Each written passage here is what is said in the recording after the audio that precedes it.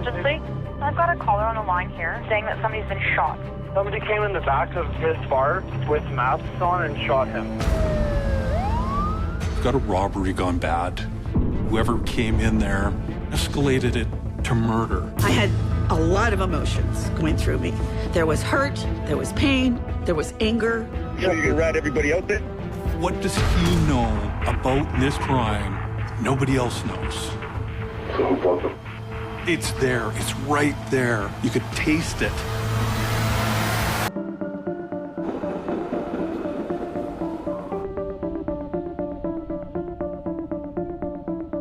"36-year-old Dexter Bain is finishing his shift at the Our Place pub. Dexter loved his part-time job being a bartender. He had a lot of friends. He was happy to help out anyone. Dexter agreed to close up tonight as a favor to the owner. You guys are gonna let me behind there, right? If there was something wrong, he wanted to help you fix it. That's just the way he was. He had a very kind heart, probably to a fault. I think I saw a different part of him than most people did because of the fact that I was lucky enough to have him as a dad. All of my memories have to do with him just being super goofy all the time, just because he knew that it would make me really happy. It really didn't matter who you were to him. He just wanted to make everybody feel important and cared for, and like Grandma said, kind of to a fault.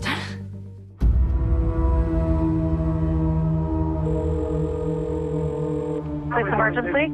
I've got a caller on the line here saying that somebody's been shot. All right, hi, sir. We're in the front of the bar. He's lying on the ground in the front here shaking like, are you breathing, Dexter? He's breathing, but he's really shocked. He's lying on the front of the sidewalk. Okay. But somebody came in the back of his bar with masks on and shot him.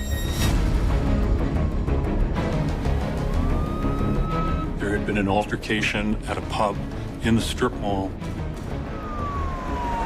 Two gentlemen had run into a Mac store in a panic. A friend of theirs had been shot.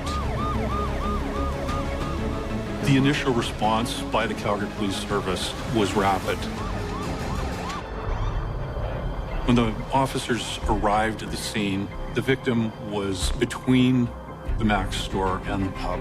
What happened? He was just shot in the back of the bar. They just shot him. He was being attended to by his friends. The victim was in serious, significant medical distress. His breathing was very shallow. He was losing blood internally at a very rapid pace and needed to get medical intervention. Start at the beginning for me. The patrons described that there was a commotion in the back behind the kitchen. We heard a bang at the back door, and Dex went to go check it out. There was an altercation. Dexter had come back towards the front of the bar, yelling, "Run." Did you see anyone else in the bar? There was a guy that came barging in afterwards. I didn't see his face or anything. He had a hood on. So all that they could see was the eyes. The perpetrators then exit through the back door.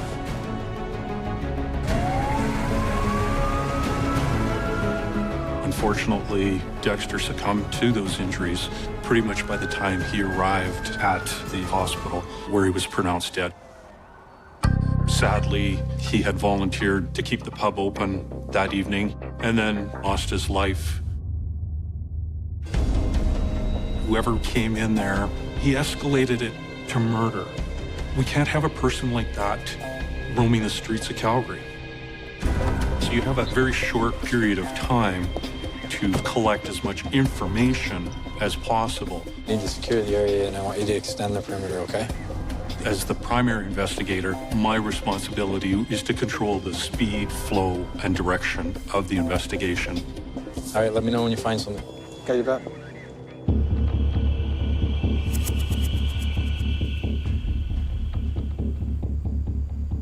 The sun was just coming up when we started the videotaping. There were several objects lying on the ground outside on a snow-covered parking lot.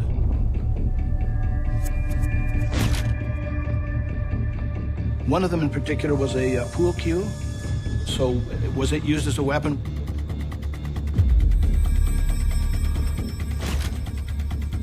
There was a large 2x4 piece of wood with a T on the end of it.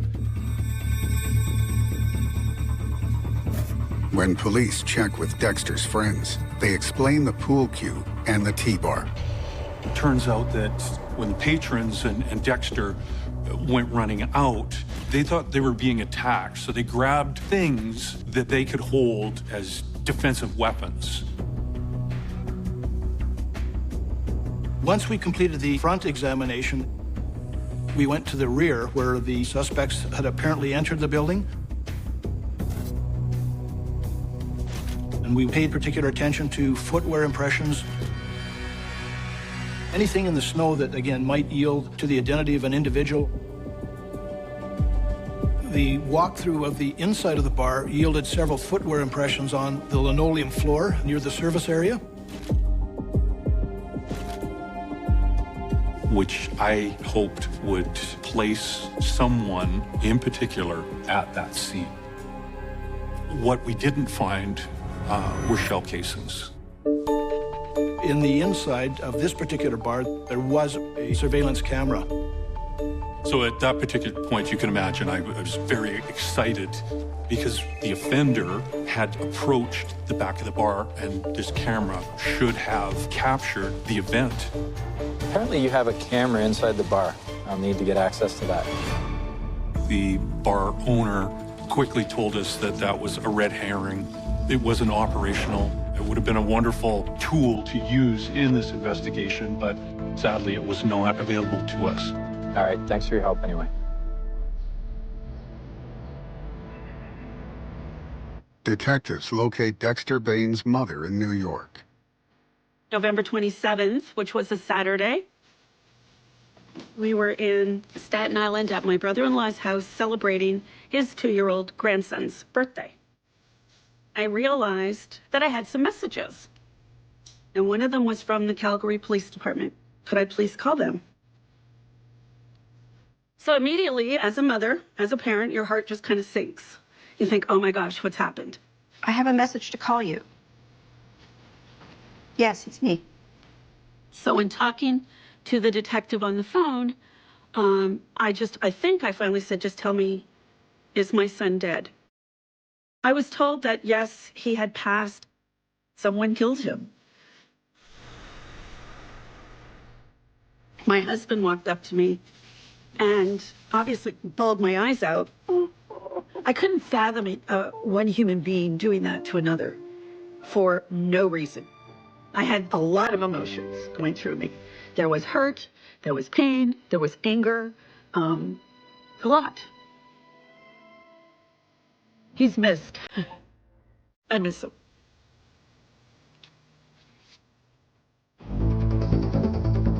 In Calgary, police asked neighbors if they saw anything around 3:30 a.m.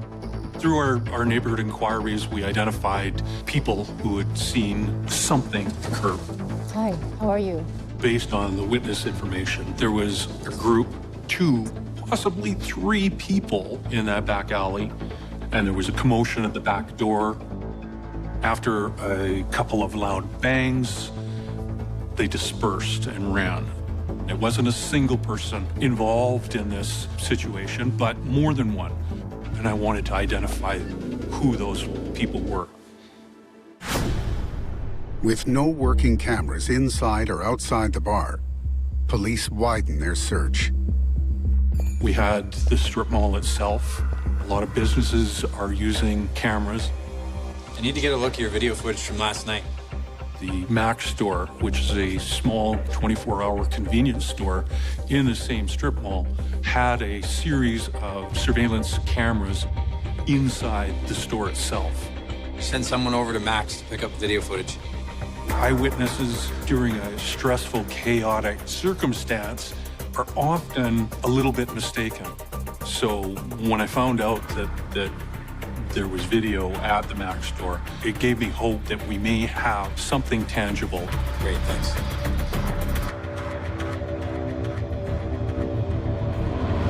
The footage is sent to the police department for analysis. I had the 911 call to pinpoint the exact time. It started at 3:15 a.m.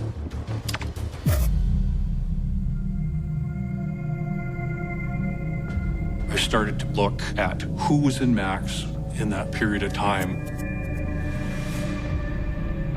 And I'm looking and I'm identifying people who could possibly be witnesses or perhaps even our shooter. It's the early morning. It's your typical purchase of a burrito or a hot coffee. See if you can get a better angle. People coming, people going, but based on the witness information, what we're looking for is a group.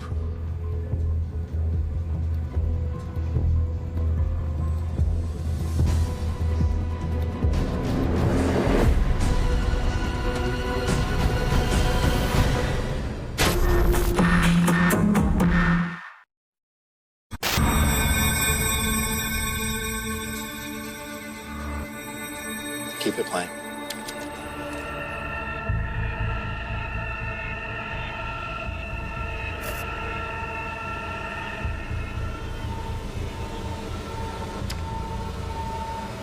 Who are they?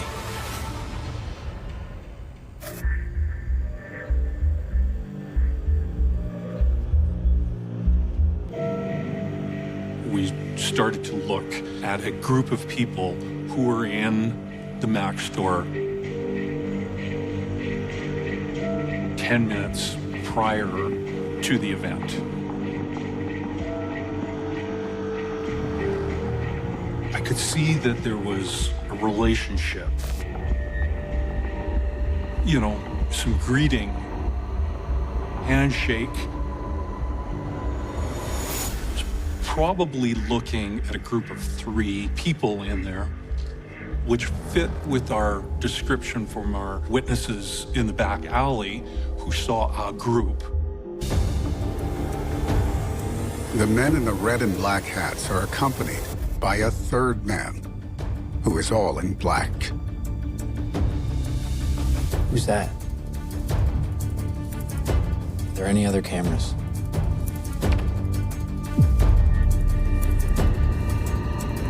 One of the guys who's at the counter talking and paying for his item. Something on him?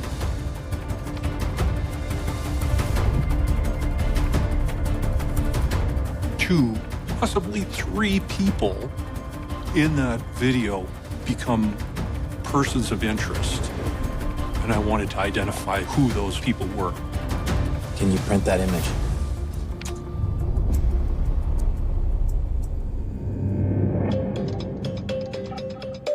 In the case of a suspicious death, autopsies are held usually as soon after the incident as possible. We found 2 entry points. They were small. There was a lack of an exit wound. Once the bullets went in and went down, it pierced his lungs. His lungs would have filled up with blood. 2 22-round bullets were seized from him by the pathologist during the autopsy. Potentially, firearms could do bullet comparisons to match those particular bullets back to a weapon. Being able to link those bullets to a specific firearm were always going to be a challenge. But we had something to go on. Detective Barrow sends screen grabs of the men in the Mac store to law enforcement citywide. Detective out of 4 District immediately recognized 2 of the people involved. You have any information on him? He had been investigating a non-fatal shooting 4 weeks earlier where 22 caliber shell casings and a cell phone had been recovered. I immediately got intrigued. I need you to send me everything he pulled from his phone. I was able to get Tech Crimes to open up the cell phone and recover a number of videos depicting a rap music group. Do you have any background on this rap group? The rap group, it was a self-identified gang. Police discover more rap videos online. Whether they were an actual gang or an actual organized crime group, or if they were just a rap band, it's hard to say. Yo, look, yo, he's the book, be in my school.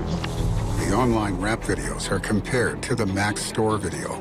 It was clear that they're the same people.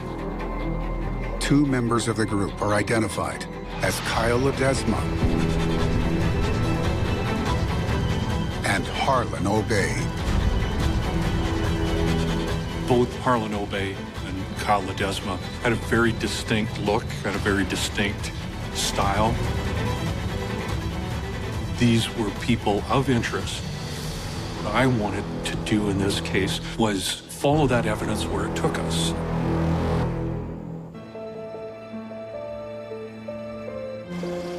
We flew out Monday night.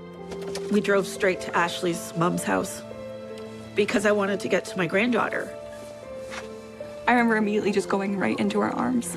I met you. Obviously, we were crying, but I'll never forget. I think she said something along the lines of, "That bastard, how dare he do that to us?" And it was just enough to break the ice because, I mean, my dad was always putting us through the ringer. It didn't matter. Because he had that adventurous side, he was always doing something. She made that moment so much easier to breathe. We clutched each other. We cried. If I could have taken her hurt away, I would have, you know? The only information that we really got is that Dad was no longer here. Someone had murdered him. Just imagine being 16 and finding out this big piece of information. You're not just taking the life of the dead, but you're also taking the lives of the living. Instead of focusing on what he's missing, I focus on what we had. I mean, there's that firm belief that he's always there. I just really do take that with me in my day-to-day. That even though I can't see him, he can see me.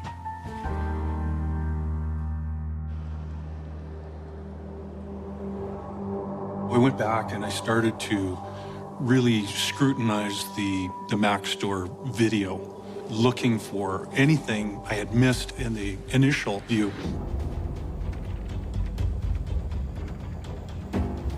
Kyle Ledesma is at the counter talking and paying for his item.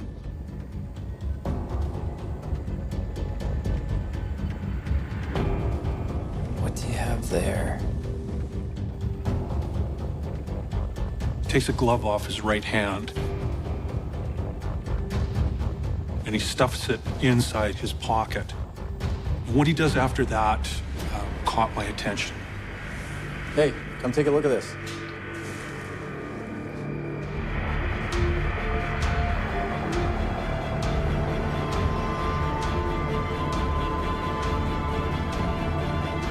See that? His right shoulder comes up.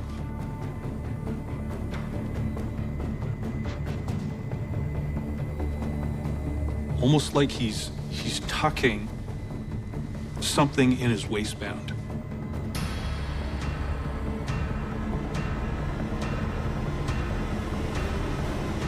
After carrying a firearm for most of my adult life, I recognized certain movements and certain traits. You know, when you're wearing a jacket and you have a firearm concealed on your hip, you're always, you check it.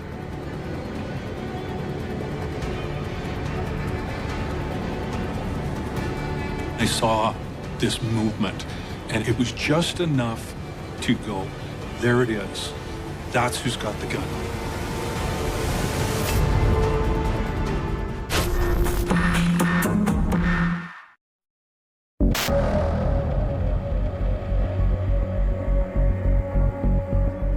I think it's a gun. Who's responsible for that firearm? Well, that was Kyle Ledesma. It's not something that I can take to court. I can't stand up and say, that is a gun, I need more. What else can I piece together to help me link Kyle Ledesma to that crime scene? What about the shoes? The shoe print that was collected from the scene that we believed was left there by our offender. It was a herringbone pattern that is fairly common. Call the stores in the local area. We were able to canvass several shoe manufacturers in the area, and they were able to provide us with a list of potential shoes that might have made that impression. Is that all of them? That's it. And then I went back to the video and I started to scrutinize it again.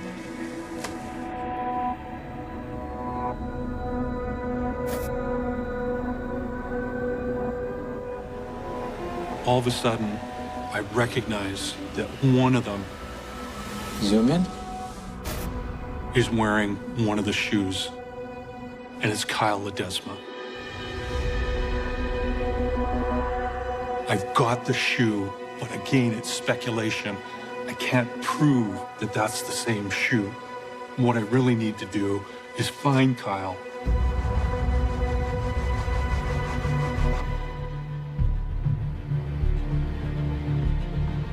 Kyle Ledesma and his group lay low. Police don't know their location. I was trying to find a starting point. Where was Kyle? Where was his crew? Who else was in his crew? How can I link into him? Nothing at all. Okay. So you have a plan in your head what you want to implement once you find him. But it all hinges on finding him. As the months started to pass, there's still a lot of investigative work going on in the background. We still haven't been able to find Kyle, and it becomes frustrating. And then we finally got our break. They just brought him in. Police responded to deal with Kyle Ledesma's cousin, who had been shot. Kyle and his group were asked to come to 4th District office to provide statements. Kyle Ledesma denies any involvement in the shooting. Kyle Ledesma's cousin was taken to the hospital where a .22 caliber bullet was removed from him. Fortunately, that young man survived. There was consideration of arresting him and talking to him about the murder of Dexter Bain. You want to speak to him? No, not yet. I knew I didn't have enough evidence, and I didn't want to tip my hand or jeopardize the investigation at that particular moment. Kyle Ledesma is allowed to walk, while police continue to build their case. Later that same evening, a passerby actually found a firearm in the field immediately adjacent to where Kyle Ledesma was picked up. We feel that it was tossed by Kyle during the incident.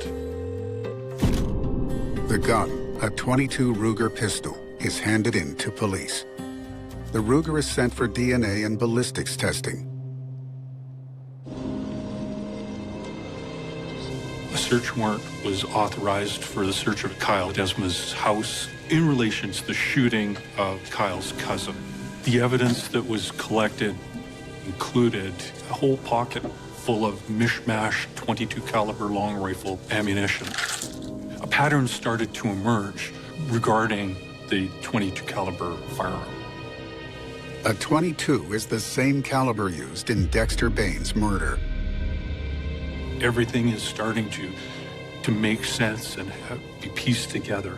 Now, it's still circumstantial, and I'm still looking for the smoking gun, and I don't have it. 10 months on from the killing of Dexter Bain, his family still waits for answers.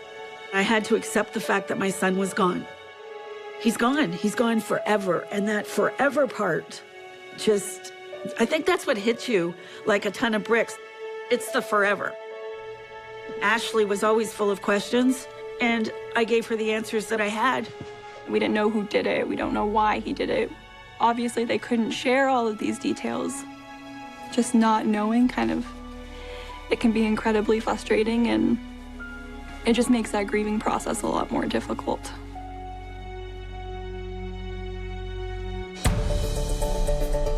At the lab, the recovered .22 pistol is being tested. Typically, you'll find DNA on the exterior surface.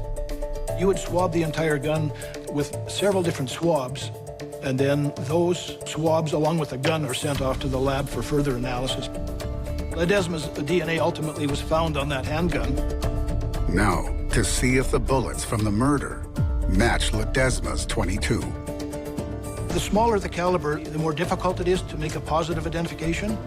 And the smaller the bullet, the more distortion that can be caused with it when it strikes a bone or another object. In this particular case, there wasn't enough unique evidence on the 22 rounds seized at the autopsy to match it back to that particular handgun. I've got DNA, which is linking that gun to my suspect, but everything else is kind of circumstantial. There's no motivation for Kyle Ledesma to speak to the police, so it's very difficult to get a confession at the end of it. But I have a starting point. Now I have the opportunity to get creative.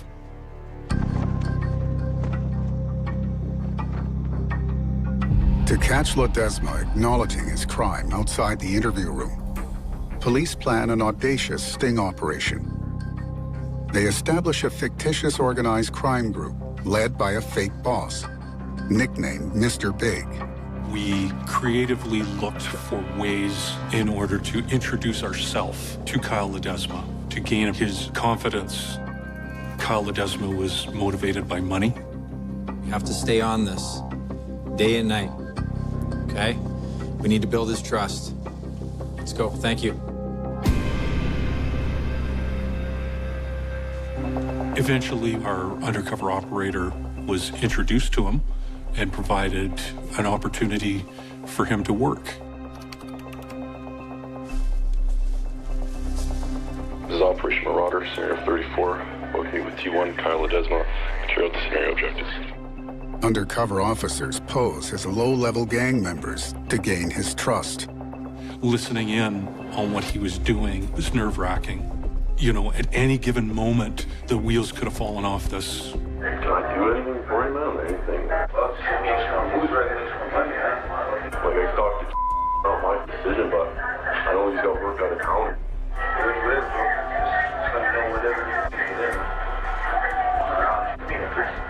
And it really didn't take long before we had him doing projects that he perceived were criminal on behalf of our undercover operators. Once we had the confidence of Kyle, I started to work on what we call stims. It's a stimulation for him to begin conversation where he would be willing to speak about his crime. It's time to pull in the net.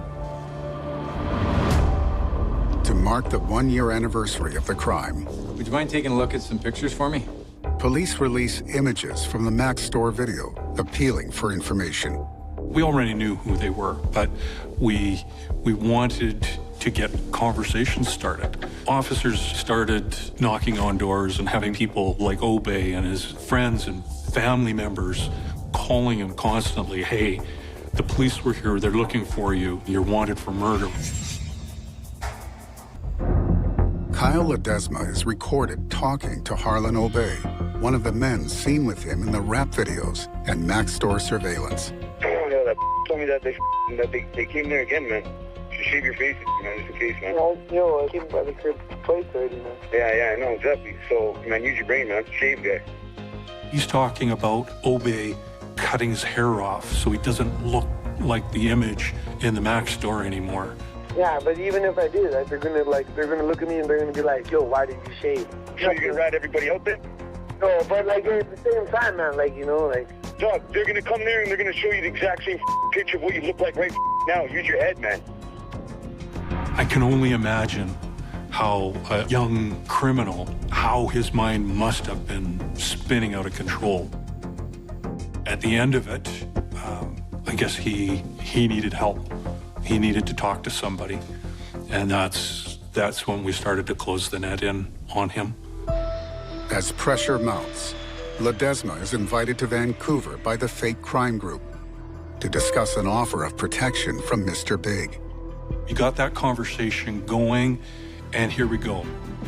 And you start the snowball down the hill, and it's just gathering. And all we need to do now is get that confession with our Mr. Big scenario.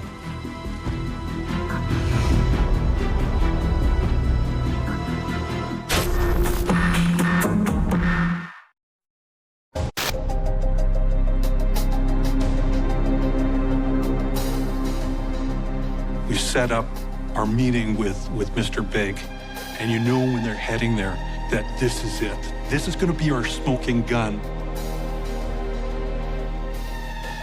An undercover officer, posing as Mr. Big, hopes to get Ledesma to admit to killing Dexter Bain. I was located in a covert vehicle. We're watching it in real time. We had built a good mousetrap, but there's always that possibility that it goes off the rails. He's here. Ledesma arrives with his main contact, another undercover cop. The apartment is a place where people would feel comfortable. Good. First one, okay? There's some beers in the fridge there. Our boss is kicked back in a big easy chair in a circumstance that would put anybody at ease. What's going on? Well, just, that Case had some demons come up. So I was thinking that, maybe some, hooking them up with some new IDs. And there's kind of relief in his body language that he's there, but you can see the cocky, arrogant kid. Now he's on his heels. Obviously, I'm not going to go out on a limb here and make promises. I don't know what I'm getting myself into, right? Yeah, no, that's what I said. As we started to encourage Kyle to start talking about what's going on, what's happening. So what's come up? What's going on, man? I put in some work last year, man. I got work today from my buddy that my house got raided. This cop's looking for me. Saying that they want to charge me for murder. He starts to talk about what's happening back in Calgary and how they're looking for him for murder. They want to charge you for murder, or they are going to charge you for murder? Hey, let's put it this way, they have the gun. You're sitting there waiting and watching and knowing that at any given moment something could happen and we're not going to get that nugget that we've been waiting for and planning for. You've been a good soldier that I've noticed. And said nothing but good things about you, man. Right? So, I mean, it ain't cheap to get papers. But if that's what it takes, then we can go down that road. But, I mean, if I'm going to kind of throw myself into this one too, because, I mean, you've seen a little bit of what happens here. Yes, sir. I need to know a little bit more, like, paint me a better picture of what's going on. And then he starts to describe the incident itself. It's like, moving around this movement, went sour. Dude got shot a couple times, he died. They have no beating skins, nothing like that. They have us in the store around the situation, around the time it happened, right? You know the guy's name or anything like that would be in the news article? Very naturally, our undercover boss asks some pretty simple question like, who is this guy? Dexter something. Dexter Bain. Starting to create that evidence chain. Here's who we're talking about. We're not talking about anybody random. We're talking about Dexter Bain. Did you know the dude? Me or my buddy, we didn't know him. Nothing to tell you to him, sort of like that. Not at all. So did he see you guys coming? You know what I mean? Like, no, we banged on the door and just said that we're cops. We opened the door. The front door of the place? That door. In the alley? Yeah. He's describing this incident as this altercation at the back door. And then he cracked the door and then he went down. Like, did he put up a scrap? Yeah, he put up a scrap. He caught a couple of them. I'm getting excited. Things are leaking out in conversation about this crime. Nobody else knows. The conversation, it's there. It's right there. You could taste it. This whole project has been funneled down into this moment. And here we go. Who plugged them? You're on pins and needles waiting for him to say it. Come on.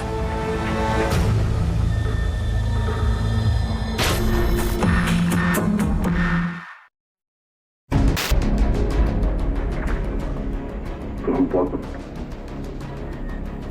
He's got his hands between his knees, and he kind of droops his head, and you can see it in his body language that he's got to let them in on what he has done.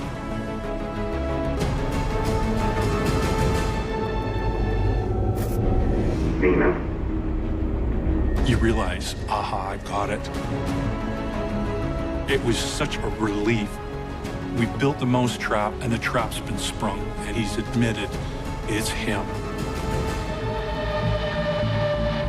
And then he's right back because there's a few more pieces that certainly needed to be corroborated and gathered. And we were able to communicate with the undercover operator if we needed to. When you shot him with him, did he bleed at all? Just doesn't add up. Even the dude, when he died, man, he got hit so low. Like a base plate was like right here, man. So basically he has to. But, you know, those things bounce like a so probably hit one of his bones and just went right up to the system.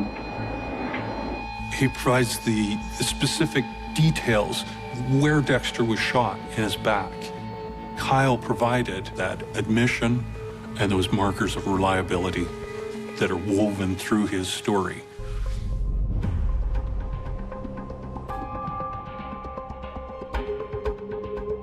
It's a middle of the night. Chill out, grab a bottle, relax. I mean, rock as much as you can, right?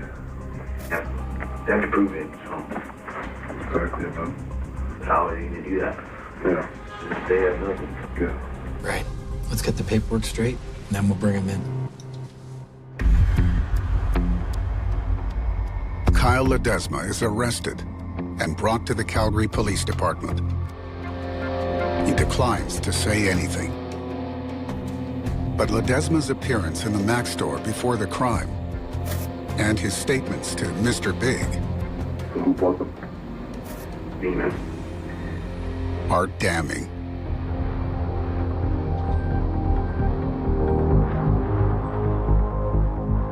Kyle Ledesma is convicted of the second-degree murder of Dexter Bain and given life. In the shooting of Ledesma's cousin, all charges are dropped. In Dexter's murder, due to a lack of evidence, neither Harlan Obey nor anyone else in the Mac store video is charged with any wrongdoing. This was a random act of violence against a person that Kyle Ledesma didn't know.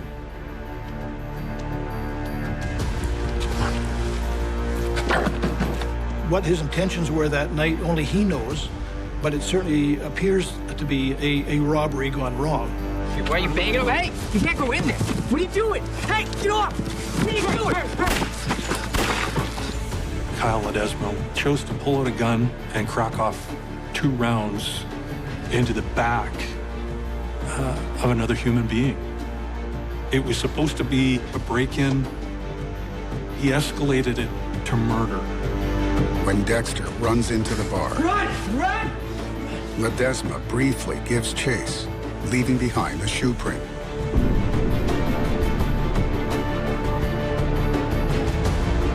Dexter succumbs to internal injuries caused by Ledesma's .22 caliber pistol. It's very sad that the man lost his life. It was a bad circumstance, the wrong place at the wrong time. And it's tragic. Dexter Bain's family, they wanted justice, they wanted to find the truth, and they wanted somebody to be held responsible. And I guess at the end of the day, that's what kept me going, and that's what's brought me here today. I miss his laugh, and I miss his texts. And when I see him, I miss his big hugs and picking me up. You never get over the loss of a child. You just don't. And there's always that hole in your heart, but you learn that life goes on. I loved him so much, but it has to go on. He was someone who just loved to have fun and live life the way that he wanted. The neon lights of Atlanta have always hummed with a rhythm of their own, but on the sweltering night of July 14th, 1991, that rhythm was shattered by a silence so profound it would echo for 3.5 decades. It wasn't the sound of a gunshot or the screech of tires that haunts the cold case files of the Georgia Bureau of Investigation today, but the haunting stillness found inside an unlocked, empty apartment in the heart of the city, where 22-year-old Sarah Jenkins had vanished into the humid night without leaving so much as a fingerprint behind. For 35 years, the case sat in the shadows, a jagged, unresolved splinter in the conscience of the Atlanta Police Department, until a mundane Tuesday morning in 2026, when a routine traffic stop on a quiet suburban bypass turned into the most improbable, bone-chilling breakthrough in the history of the state. A flickering tail light, a nervous driver, and a standardized ID check were the tiny, insignificant threads that finally unraveled a decade-spanning tapestry of secrets, exposing a monster who had hidden in plain sight, living a life of suburban normalcy, while the ghost of Sarah Jenkins followed him like a long, dark shadow. The world remembers 1991 as a year of static and grit, a time when digital footprints were non-existent and a person could simply walk out of their own life, vanishing into the cracks of a rapidly expanding metropolitan sprawl. Sarah Jenkins, a vibrant, ambitious nursing student with an infectious laugh and a penchant for late-night study sessions, was the last person anyone expected to become a statistic. She was the anchor of her family, the girl who never forgot a birthday, the student who sat in the front row of every lecture, and when she failed to show up for her shift at the Emory University Hospital on the morning of July 15th, the alarm wasn't just pulled, it was a deafening siren that went ignored for far too long. The initial investigation was a masterclass in systemic tragedy, limited forensics, and overwhelmed force, and a transient population meant that by the time detectives kicked down the door to her apartment, the trail was already cold. There was no struggle, no forced entry, no note, and absolutely no trace of an intruder, just a half-finished cup of coffee sitting on the counter and the unsettling, absolute certainty that Sarah had been taken from the one place she felt safest. Community panic was immediate, a visceral reaction that rippled through the suburbs of Atlanta like a contagion, yet it quickly gave way to the soul-crushing disappointment of a stalled investigation. As the months turned into years, Sarah's face, a grainy, smiling photograph from a college yearbook, became a fixture on telephone poles, storefront windows, and eventually, the back of milk cartons. It was a cold case that defined the era, a stark reminder of the limitations of justice in the early 90s, where evidence was stored in cardboard boxes that eventually succumbed to water damage in basement archives. For the Jenkins family, the years were a slow, agonizing erosion of hope, characterized by annual visits to the precinct, where they were met with the same apologetic shrugs from detectives who had rotated through the case like players in a game they were destined to lose. They watched as the world moved on, as the city grew, as technology advanced, and as Sarah remained forever 22, frozen in the amber of a missing persons file that everyone had long since stopped reading. Behind the scenes, however, the persistence of a single, obsessive cold case analyst kept the flicker of the investigation alive in the digital dark. For 10 years, Special Agent Marcus Thorne had spent his weekends digitizing the old, crumbling physical files of the 1991 investigation, manually cross-referencing every phone record, every witness statement, and every potential lead that had once been discarded as irrelevant noise. He was hunting for a ghost, looking for a pattern that shouldn't exist, and he was convinced that the killer hadn't just disappeared. He had blended into the very fabric of the city he had terrorized. Thorne's conviction was that the abduction of Sarah Jenkins was not an isolated, predatory act of opportunity, but a calculated maneuver by someone who knew the layout of her apartment complex and the exact timing of her schedule. This was a monster with patience, someone who could wait for the rain to wash away the evidence, and who understood the precise window between the city's midnight shift and the morning commute. Then came the morning of June 22, 2026. A patrol officer in the northern outskirts of Atlanta initiated a standard traffic stop on a dusty, late-model sedan that was weaving through the light morning traffic. The driver, a soft-spoken, unassuming man in his late 60s, complied immediately, his hands trembling slightly as he handed over his documents. It was a moment that happens thousands of times a day in the city, a ticket for a broken taillight and an expired registration, but when the officer ran the driver's name through the integrated national database, a hidden, dormant flag in the federal system flared bright. The name, Robert Vance, had been linked to a high-priority cold case inquiry from 35 years prior, buried deep within a collaborative federal-state task force database that Thorne had updated just weeks earlier. The officer, realizing the gravity of the silent alert, maintained his cool, keeping Vance engaged in small talk about the weather and the morning rush while backup units silently converged on the bypass. The arrest was as clinical as it was shocking, a rapid, tactical maneuver that brought the decades-long manhunt to a sudden, screeching halt. When Robert Vance was brought into the precinct, the atmosphere in the building shifted instantly. The air grew thick with the heavy, electric tension of a ghost returning from the dead. Thorne, who had spent a decade staring at the grainy photos of the 1991 crime scene, found himself sitting across from a man who looked like an average grandfather, a man who had spent the last 35 years coaching youth baseball, volunteering at the local library, and living a life of impeccable, hollow normalcy. But as the interrogation began, the mask of the suburban everyman started to crumble, revealing the cold, calculating void that had been responsible for the disappearance of Sarah Jenkins. The breakthrough wasn't a sudden confession, but the discovery of a small, brass-case locker key in Vance's personal effects, a key that opened a storage unit on the edge of town, which housed the final, horrifying confirmation of the 1991 abduction. Inside that storage locker, hidden beneath layers of old winter coats and forgotten household goods, was a box that had been sealed for 35 years, a box that contained the jewelry Sarah Jenkins had been wearing on the night she vanished, along with a collection of Polaroid photographs documenting the days following her abduction. The evidence was overwhelming, a definitive, sickening confirmation that the man who had been fixing the plumbing in his neighbors' houses and attending community barbecues was the same man who had orchestrated the nightmare that had shattered the Jenkins family. The shockwave of the discovery traveled through Atlanta with the force of a tectonic shift. It was a revelation that turned the community upside down, forcing people to look at their friends, their neighbors, and their own histories with a new, deeply cynical eye. How could someone walk among them for 3.5 decades, carrying the weight of such a violent secret, without leaving a single ripple of suspicion? As the details of the investigation leaked to the public, the narrative of the case shifted from a simple story of a solved crime to a broader, more disturbing exploration of human deception. The media cycle was relentless, with news anchors broadcasting live from the quiet, tree-lined street where Vance had lived for 20 years, the cameras lingering on the swing set in his backyard and the well-tended garden, juxtaposing the image of the suburban haven against the reality of the storage locker evidence.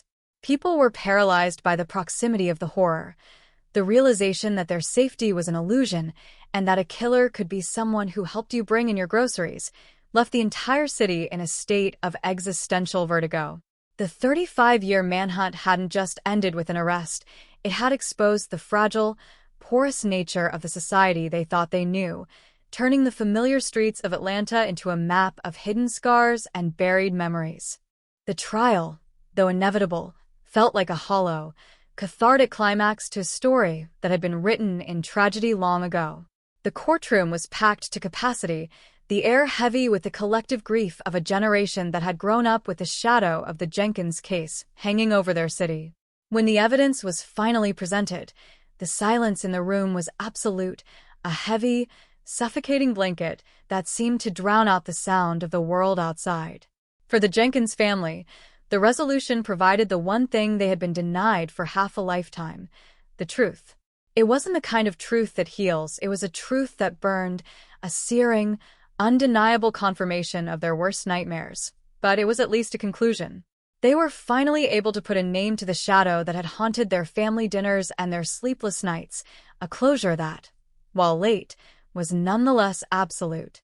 Yet, even as the gavel fell and the sentencing was read, the shadow of the case refused to completely dissipate.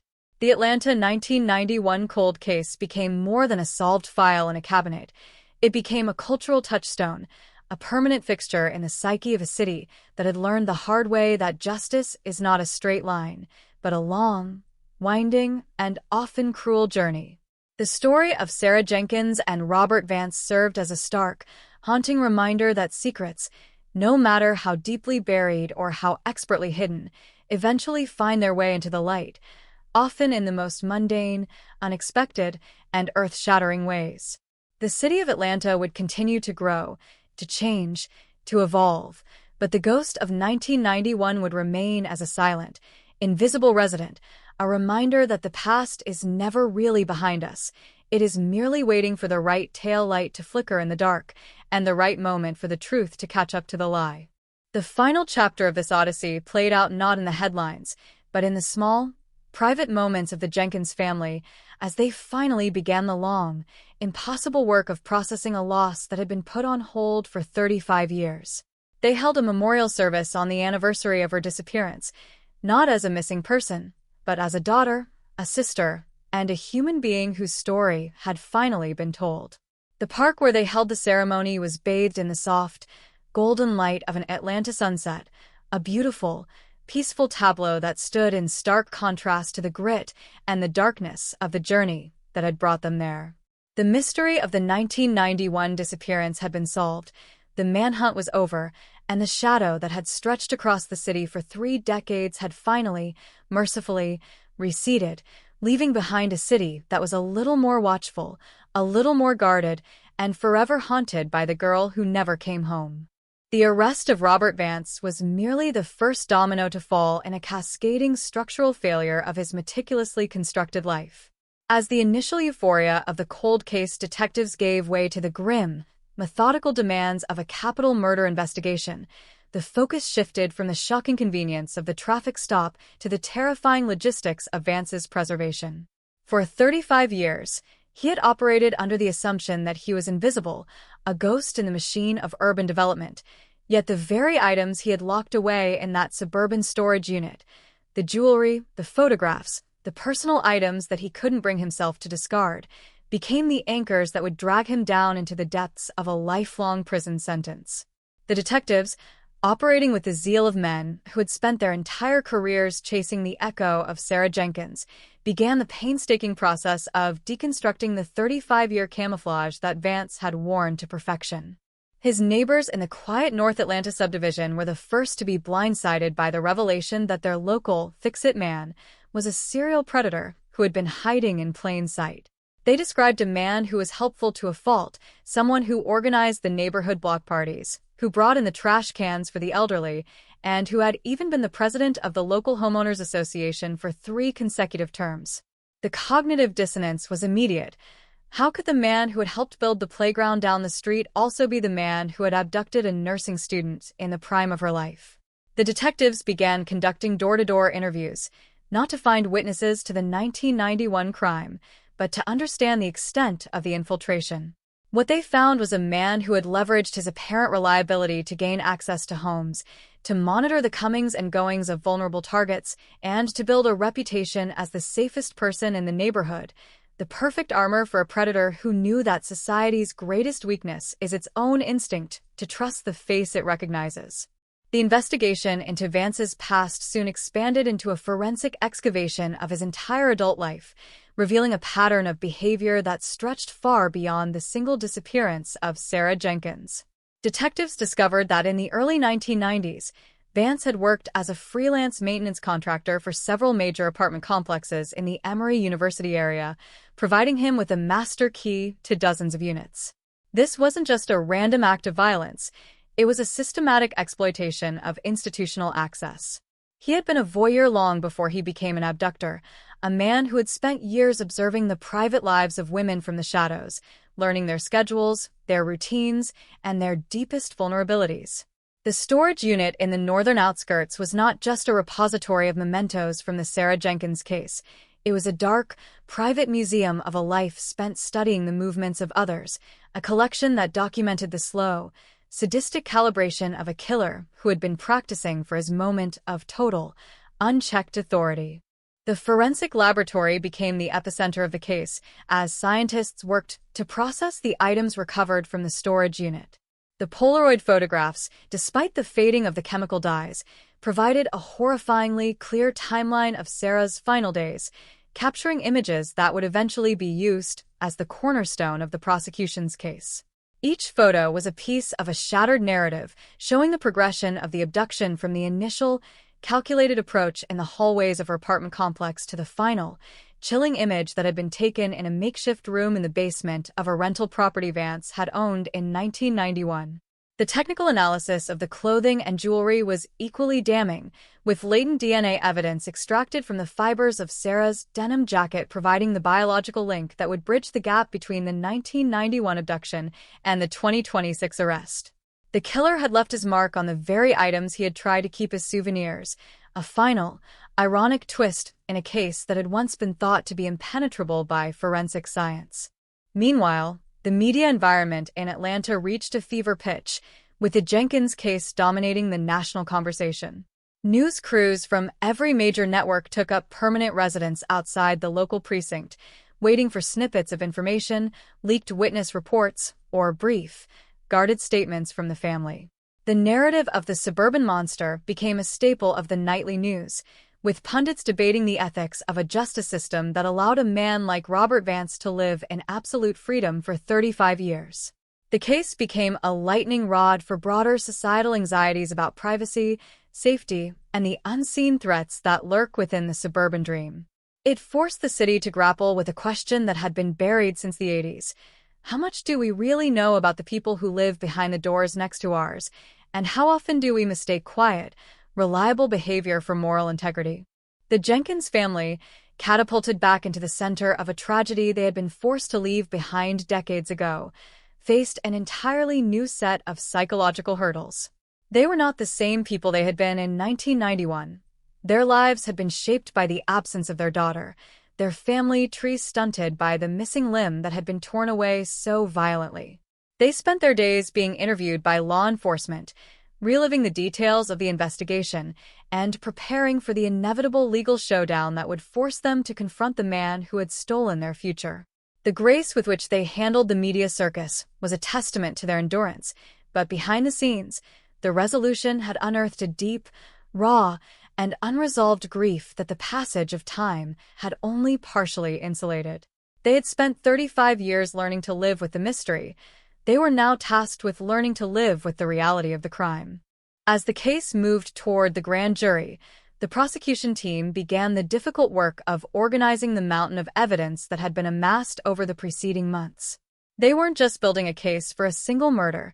They were presenting the story of a lifetime of predation.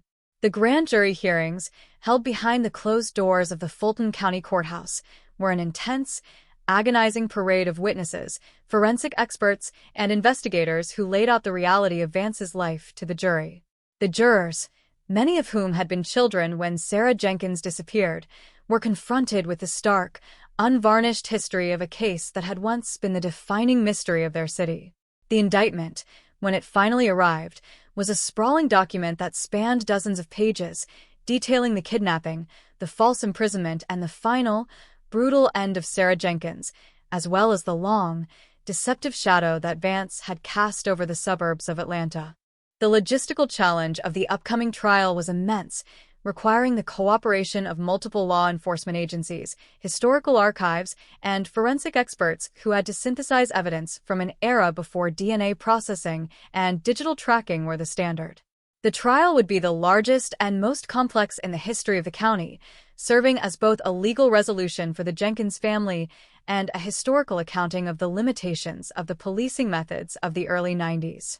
The detectives who had finally closed the case after 35 years were not just investigators. They were the guardians of a memory that had almost been erased. They were the ones who had combed through the dust, the ones who had persisted when everyone else had given up, and the ones who had finally, against all statistical odds, connected the final dots on the map of a life that had gone sideways in the dark. Inside the secure detention facility where Vance was being held, the man who had been the pillar of his homeowners association was finally stripped of his suburban camouflage. He was no longer the man who helped with the trash or organized the library bake sales. He was an inmate in a high-security wing, stripped of his autonomy, his status, and his ability to influence the world around him. His behavior in custody was as cold and detached as his public life had been, with guards noting that he spent most of his time in complete silence, refusing to communicate with his legal counsel or acknowledge the mounting evidence against him. He was a man who had spent 3 decades meticulously managing his public persona, only to see it collapse in the face of a simple traffic violation, a man who had built a life on the fragile foundation of a secret that was never meant to be discovered. The resolution of the Sarah Jenkins cold case would eventually become a subject of study, a model for how cold case units can leverage modern technology and institutional persistence to bridge the gap between decades. It stood as a beacon of hope for the thousands of other families waiting for a similar breakthrough in their own unresolved mysteries, showing that the passage of time, while often a predator's greatest ally, is not an absolute barrier to the truth. The story of Sarah Jenkins and Robert Vance is not just a cautionary tale about the dangers of the modern suburbs. It is an epic narrative of human resilience, a reminder that the truth is a persistent, gravitational force, and that even the most carefully constructed lies eventually succumb to the slow, inevitable pressure of the light. As the trial began to loom on the horizon, the city of Atlanta held its breath, knowing that the final verdict wouldn't just be about the conviction of one man, it would be about the closing of the longest, darkest chapter in the history of the city. The anticipation leading up to the trial felt like a physical weight pressing down on the city of Atlanta, an atmospheric tension that turned every local coffee shop, office break room, and commuter train into a venue for hushed, somber speculation. For the Jenkins family, the weeks before the opening statements were a period of intense, agonizing preparation, as they were forced to revisit the most traumatic fragments of their lives under the guidance of victim advocate teams and a dedicated prosecution staff. They had spent over 3 decades existing in a state of suspended animation, their identity defined by the absence of their daughter, and now they had to prepare for the reality that the man who had stolen her was going to be forced to account for his actions in a public, legally mandated setting. The courtroom, a sprawling, wood-paneled arena in the Fulton County Courthouse, was being prepared for a marathon proceeding equipped with high-resolution projectors and digital presentation suites that would attempt to map the disjointed timeline of 1991 into a cohesive, devastating narrative. The prosecution's legal strategy was designed to be as methodical as the forensic investigation that had led to the arrest. They didn't just want to prove the kidnapping. They wanted to strip away the suburban facade that Robert Vance had spent 35 years constructing, presenting him not as an accidental monster, but as a calculated, predatory force who had systematically exploited the vulnerabilities of his community. The strategy involved a sequence of witnesses that would start with the detectives who had first arrived at the 1991 crime scene, a stark, poignant contrast to the high-tech forensic team that would close the case in 2026. By juxtaposing the rudimentary, frustrated efforts of the early 90s with the precision of modern investigation, the prosecution aimed to illustrate the sheer, stubborn endurance required to bring this case to a resolution, highlighting the institutional persistence that had turned a flickering trail into an ironclad legal argument. Inside the detention facility, the atmosphere around Robert Vance remained intensely guarded. His legal defense team, a collection of seasoned criminal defense attorneys tasked with the impossible job of mitigating the damage of a lifetime of deception, spent hours in the consultation suites attempting to elicit some form of rational explanation from their client. Vance, however, remained an enigma, a man whose silence was as impenetrable as the secrets he had kept for 3.5 decades. His lawyers struggled to build a defense that didn't rely on the delusional hope that the evidence in the storage unit was somehow misconstrued. Instead, they focused on challenging the chain of custody and the procedural integrity of the 2026 traffic stop. They knew the battle was uphill, not just against the weight of the physical evidence, but against the sheer, visceral hatred the community harbored for a man who had participated in the very institutions of the society he had victimized. The day the trial finally opened, the streets surrounding the Fulton County Courthouse were packed with members of the press and concerned citizens who had arrived before dawn, their presence a silent, collective vigil for the girl who had vanished in 1991. The interior of the courtroom was a study in controlled emotion.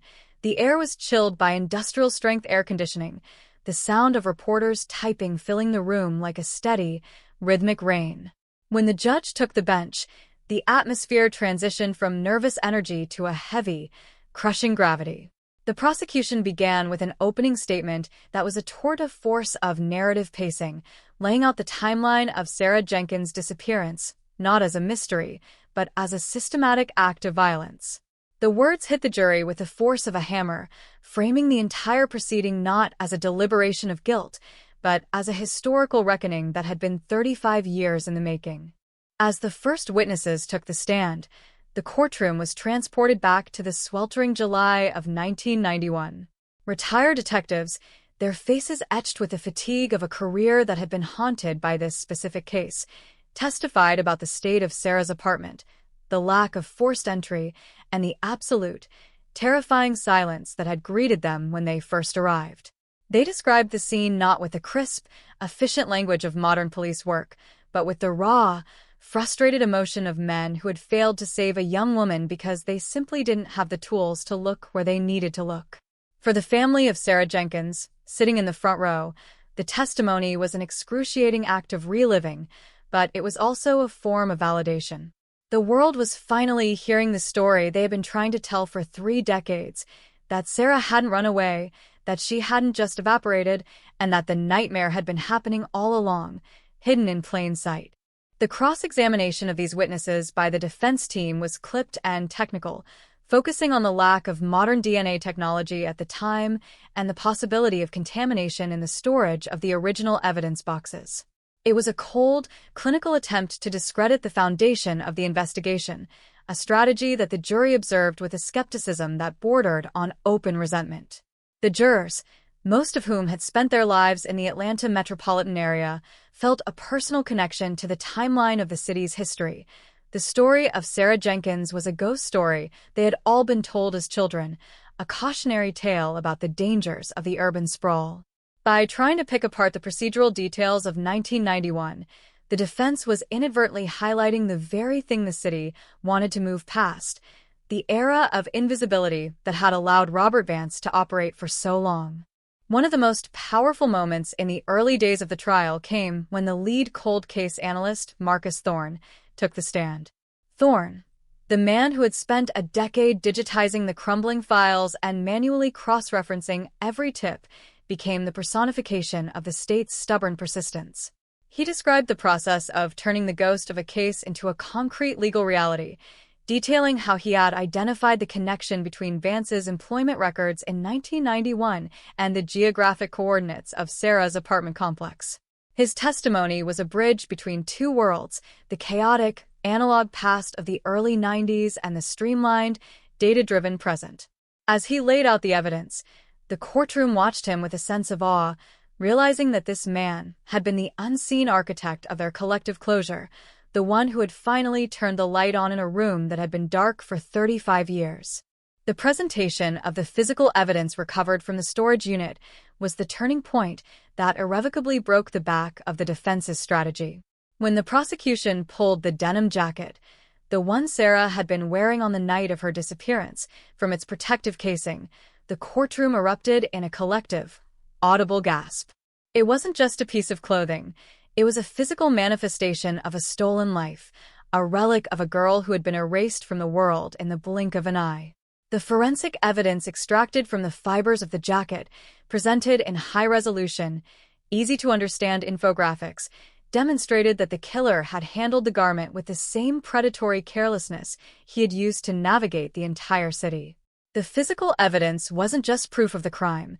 It was proof of the intimacy of the monster, the horrifying realization that he had kept her things, that he had preserved her life in a storage locker while he built his own, and that he had been standing right there, behind the suburban veneer, all along. As the trial reached its midpoint, the sheer volume of testimony began to coalesce into a damning, unified portrait of Robert Vance. The prosecution brought forward neighbors who had been deceived by his kindness, local contractors who had worked alongside him, and even distant relatives who had been kept at arm's length throughout his decades of suburban camouflaging. The cumulative effect was the creation of a character who wasn't just a killer, but a fraud, a man whose entire existence was a performance, a life built entirely around the necessity of the secret. The jury, watching Vance in the courtroom, a man who still maintained his cold, impenetrable silence, began to see the cracks in his performance. The mask wasn't just slipping, it had been entirely removed, leaving behind a figure who seemed small, diminished, and profoundly pathetic in the face of the massive, unavoidable weight of his own history. The final phase of the trial involved the testimony of the forensic experts who had analyzed the Polaroid photographs found in the locker. These were the most difficult moments of the entire proceeding, as the room was forced to confront the granular, intimate reality of Sarah's abduction. The images were presented on a massive, wall-mounted display, with each slide accompanied by a calm, clinical description from the forensic team. For the Jenkins family, the viewing was an act of extreme, heroic endurance. They looked at the images with a courage that silenced the room, their eyes fixed on the evidence that finally confirmed the reality of what Sarah had endured. The images, while horrifying, served as the ultimate, inescapable proof. They were the killer's own record of his crime, his own involuntary testimony that confirmed his presence, his actions, and his absolute, predatory intent. By the time the defense began its final arguments, the atmosphere in the courtroom had shifted toward a sense of grim, inevitable conclusion. The arguments presented by Vance's lawyers felt like a formality, a desperate, hollow attempt to introduce a shred of doubt into a case that had been built on a bedrock of overwhelming evidence. They argued that the storage unit evidence was circumstantial, that the forensic link was too old, and that the state had failed to establish a definitive, singular cause of death, a final, pedantic grasp at straws that only served to alienate the jury further. When the prosecution rose for its rebuttal, they didn't even bother to respond to the specifics of the defense's arguments. They simply pointed to the empty chair where Sarah Jenkins should have been and reminded the jury of the cost of 35 years of silence. The trial had transcended the legal particulars. It had become an act of public justice, a long overdue accounting that the city was finally ready to accept. The transition from the presentation of evidence to the final deliberations felt like a slow, rhythmic exhale for the entire city of Atlanta, a collective holding of breath that had begun the moment the police sirens signaled Vance's arrest on that suburban bypass. As the jurors were ushered out of the courtroom to begin their task, the atmosphere inside the Fulton County Courthouse shifted from the intense, focused energy of legal battle to a vacuum of waiting. Outside, the news cycle continued its relentless churn, with local stations looping the footage of the empty storage locker and the grainy, high-contrast images of the Polaroid photos, transforming the specific details of Sarah Jenkins' tragedy into a broader, omnipresent cautionary tale. The Jenkins family, confined to a small, private witness room, spent the hours in a state of quiet, prayerful endurance, their presence serving as the silent, emotional anchor for a case that had traveled a path longer and more circuitous than anyone could have ever anticipated. Inside the jury room, the initial silence was broken not by debate, but by the shared, visceral recognition of the case's gravity. These 12 citizens, tasked with the ultimate responsibility of holding a human life accountable for a crime committed in a city that no longer existed, were confronted with the overwhelming density of the forensic evidence. They had seen the jacket, they had studied the Polaroids, and they had listened to the clinical testimony of the analysts who had spent years stitching together the fragmented history of Robert Vance's deception. There was no need for complex deliberation, no requirement to navigate the labyrinth of the past. The evidence provided by the storage unit, the physical, undeniable, and chillingly preserved items belonging to Sarah Jenkins, rendered the defense's arguments entirely academic. The question wasn't whether Vance was guilty, but how they could possibly reconcile the scale of his lifelong predation with the simple, mechanical nature of the trial. The return of the jury to the courtroom occurred on a Friday afternoon, the late-day sun casting long, sharp shadows across the polished floor of the chamber. When the foreman stood to deliver the verdict, The silence was so profound that the hum of the electronic presentation screens seemed like a roar. We find the defendant, Robert Vance, guilty on all counts. The words came out with a steady, unflinching clarity that felt less like an announcement and more like a tectonic plate shifting into its final, permanent position. The reaction in the room was a collective, ragged gasp of release, a sound that wasn't quite a cheer but something deeper and more haunting, a release of 35 years of pent-up grief, suspicion, and uncertainty. Vance, sitting at the defense table, remained entirely unmoved, his eyes fixed on a point somewhere on the wall behind the judge, his posture suggesting a man who had long ago checked out of the reality of his own existence. The sentencing phase, scheduled for the following week, brought a finality that felt almost surreal to those who had followed the case since the days of the milk carton flyers.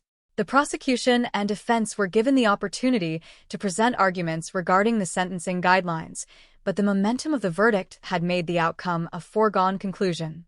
The Jenkins family was invited to deliver their victim impact statements, a moment that had been deferred for over 3 decades, and the courtroom watched with a sense of solemn, quiet reverence as Sarah's sister took the stand.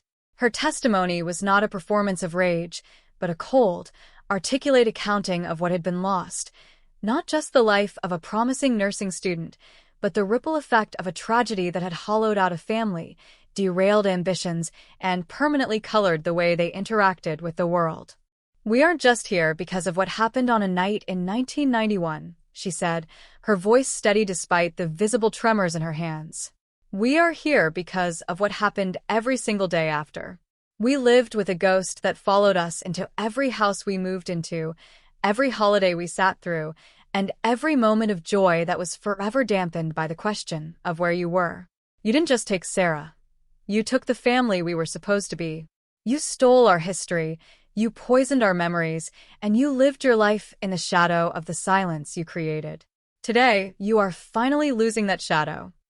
Her words, delivered with a calm, devastating precision, seemed to strip away the last remnants of Vance's suburban camouflage, leaving him exposed in a way that the forensic evidence never could.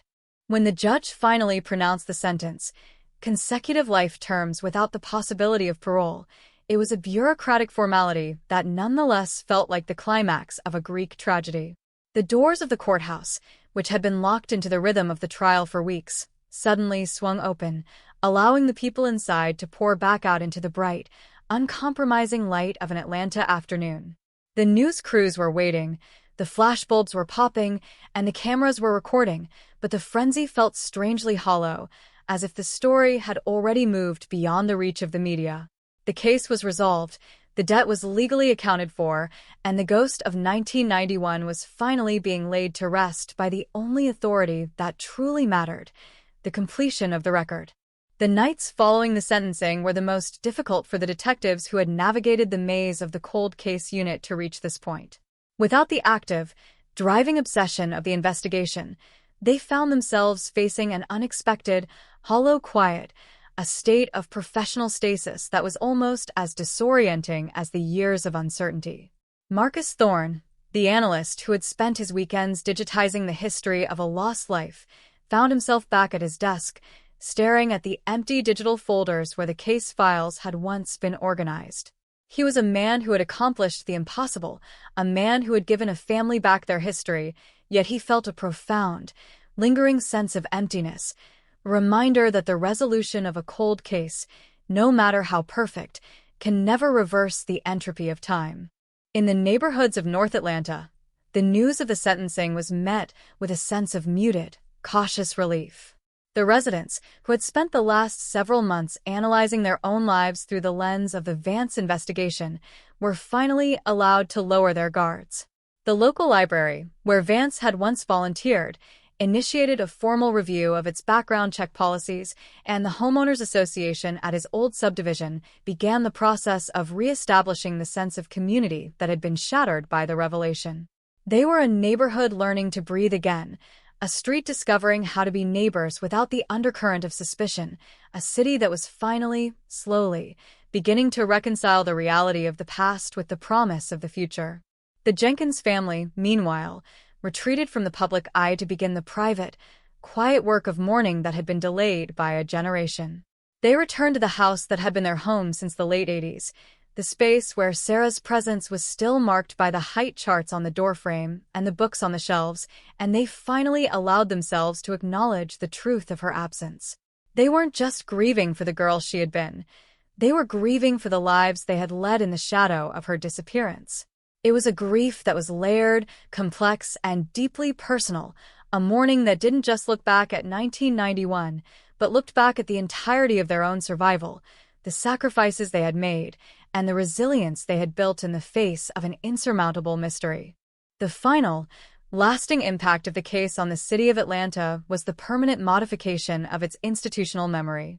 The success of the investigation became a foundational piece of the police department's training academy, a case study in how the persistence of a single, dedicated mind can overcome the limitations of a flawed and overstretched system. It became a story told to every new recruit, a cautionary tale about the importance of records, the necessity of digital integration, and the fundamental, inescapable duty of the state to remember those who have been forgotten.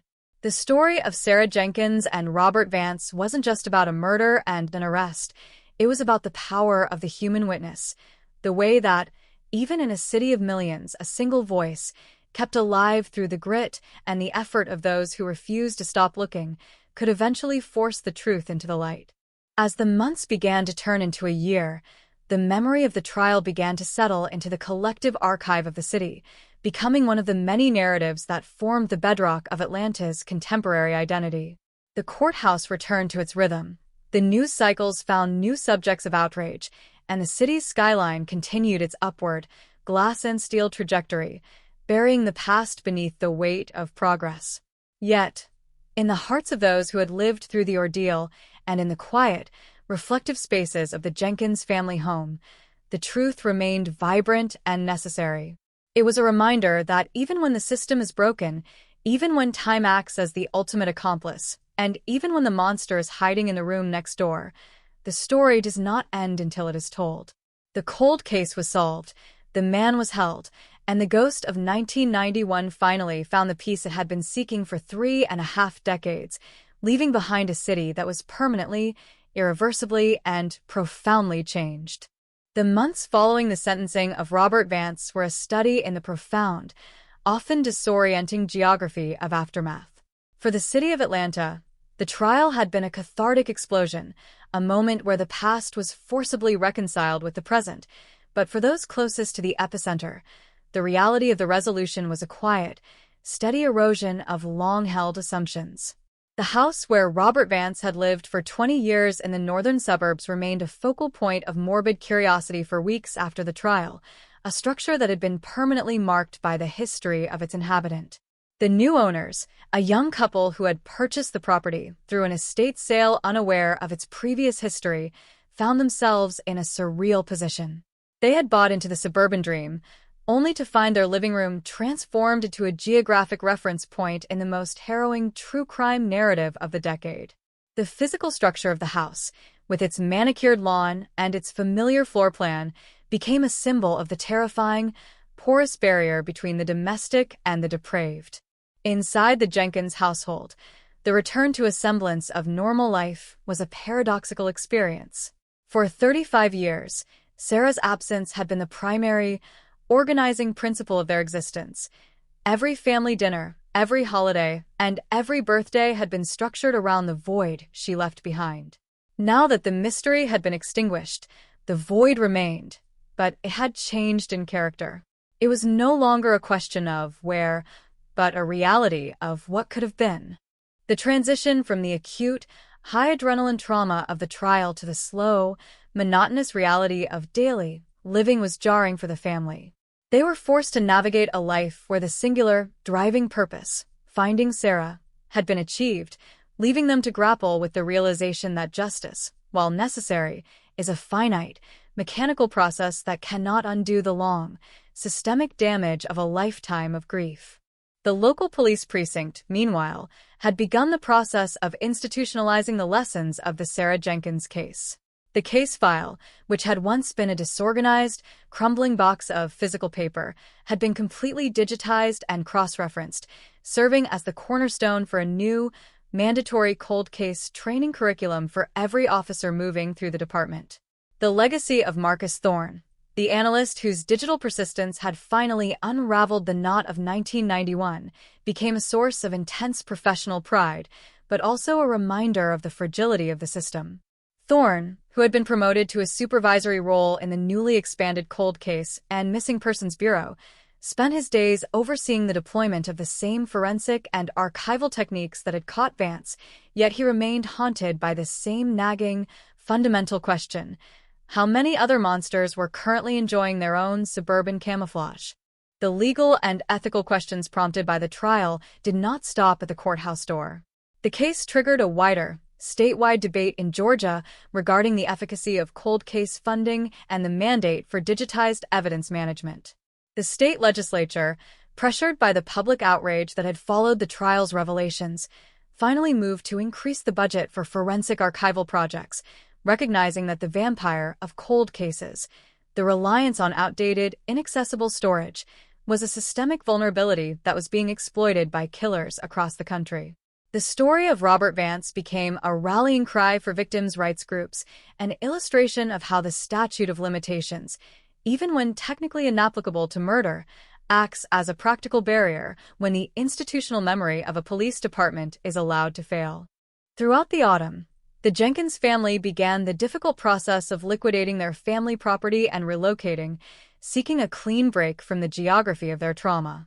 They had spent 3 decades haunted by the specific landmarks of the city: the apartment complex on Peachtree Street, the library where Sarah had studied, the routes Vance had patrolled as a contractor. Moving to a new state was not an act of erasure, but an act of reclamation.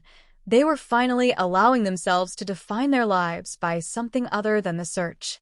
In their final days in Atlanta, they held a small, private gathering for the detectives and analysts who had worked the case, a moment of quiet, human connection that was far removed from the cold, artificial brightness of the courtroom lights. It was a gesture of profound gratitude, acknowledging that while justice had been delayed, it had been earned through the sheer, stubborn, and often thankless efforts of individuals who had refused to let a life be forgotten. The suburban neighborhood, where Vance had lived slowly, began the process of reintegration and rehabilitation. The Homeowners Association, once a symbol of his control and camouflage, took the unprecedented step of commissioning a neighborhood park on a vacant lot, a space dedicated to the community's resilience rather than its history of victimhood. It was an attempt to overwrite the narrative of the predator with a narrative of the collective, a small, tangible assertion that the identity of the neighborhood was determined by its residents, not by the man who had briefly and deceptively called it home. The house itself eventually sold again, this time to a buyer who knew the history but viewed it through the lens of a historical curiosity rather than a present threat, symbolizing the final, necessary detachment of the community from the trauma. Robert Vance, meanwhile, disappeared into the impersonal, bureaucratic machinery of the state prison system. He became just another identification number in a high-security wing, a man who had gone from the president of a local homeowners association to a forgotten inmate, his existence completely stripped of the suburban artifice he had spent 35 years refining. His life in prison was marked by a complete, absolute silence. He did not receive visitors, he did not participate in prison programming, and he did not respond to the attempts of journalists or documentary filmmakers to secure interviews. He was a man who had lived his life through the management of images, and now, having lost his ability to curate his own identity, he simply ceased to exist in the public consciousness, a final, ironic completion of the invisibility he had once pursued as a predator. The case of Sarah Jenkins achieved a kind of immortality in the canon of American true crime, not because of its brutality, but because of its clarity. It was a case that had everything: the initial, devastating loss, the long, haunting years of uncertainty, the improbable, mundane breakthrough of the traffic stop, and the final, legal accounting. It became the subject of long-form journalism, investigative documentaries, and university lectures, a case that was continuously mined for its psychological, legal, and sociological insights. Yet, the people who were truly connected to the story, the family, the detectives, the neighbors, tended to view the case not as a grand narrative, but as a series of specific, human moments. They remembered the grainy photo from the yearbook, the look on the patrol officer's face during the traffic stop, the feeling of the heavy, silent courtroom, and the smell of the dust in the archives. As the second winter after the trial approached, the city of Atlanta had moved on, its skyline transformed by new construction, its population bolstered by an influx of new residents who had no memory of 1991. The memory of the Jenkins case became an underground layer of the city's history, a story that was whispered among the longtime residents in the back booths of diners and the quiet corners of the city's public parks. It served as a reminder that the city is not just its glass and steel, but its buried history, its forgotten records, and the persistent, unyielding echoes of the people who have passed through its streets. The case had changed the way the police force operated, it had changed the way the neighborhood perceived itself, and it had forever altered the trajectory of the Jenkins family, yet the city itself remained, absorbing the event into its vast, indifferent, and continuously evolving identity. The resolution of the Sarah Jenkins case left a legacy of cautious, watchful optimism.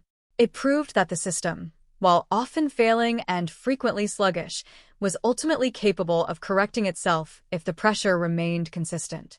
It showed that the barrier of time, often the most formidable obstacle in the pursuit of truth, could be overcome through the application of modern archival and forensic techniques. Most importantly, it demonstrated that the victim of a crime is never truly forgotten as long as someone, somewhere, is willing to continue the work of remembering. The story of 1991 had finally found its ending, but the work of justice, the commitment to the record, and the duty to the truth continued on, embedded in the daily, often invisible operations of the city's public institutions. As the sun set over the Atlanta skyline, casting long, familiar shadows across the roads that Sarah Jenkins had once walked, the city breathed a sigh of relief, finally at peace with a ghost that had been laid to rest. The passage of time is the most relentless antagonist in the theater of cold cases, a slow-moving attrition that softens the edges of memory, dissolves the durability of evidence, and allows the guilty to grow old in the sunlight of an unchallenged existence. As the second year following the sentencing of Robert Vance began to wane, the city of Atlanta found itself in a period of introspective quiet, an urban atmosphere where the frenetic energy of the trial had been replaced by the steady, unglamorous grind of municipal life. The memory of the Jenkins investigation, once a jagged, raw wound in the public consciousness, had begun to scar over, becoming a part of the city's intricate, multifaceted identity. For those who had operated within the machinery of the case, the detectives, the analysts, the family, and the neighbors, the aftermath was not a point of total closure, but a transition into a new, complex stage of existence where the truth was no longer a pursuit, but a foundational, if painful, reality. Inside the Cold Case and Missing Persons Bureau, the legacy of the Sarah Jenkins resolution had fundamentally altered the operational philosophy of the department. Marcus Thorne, now a legend within the law enforcement community for his decade-long persistence, had become a mentor to a new generation of investigators who viewed cold cases not as the graveyard of a police career, but as the ultimate test of institutional integrity.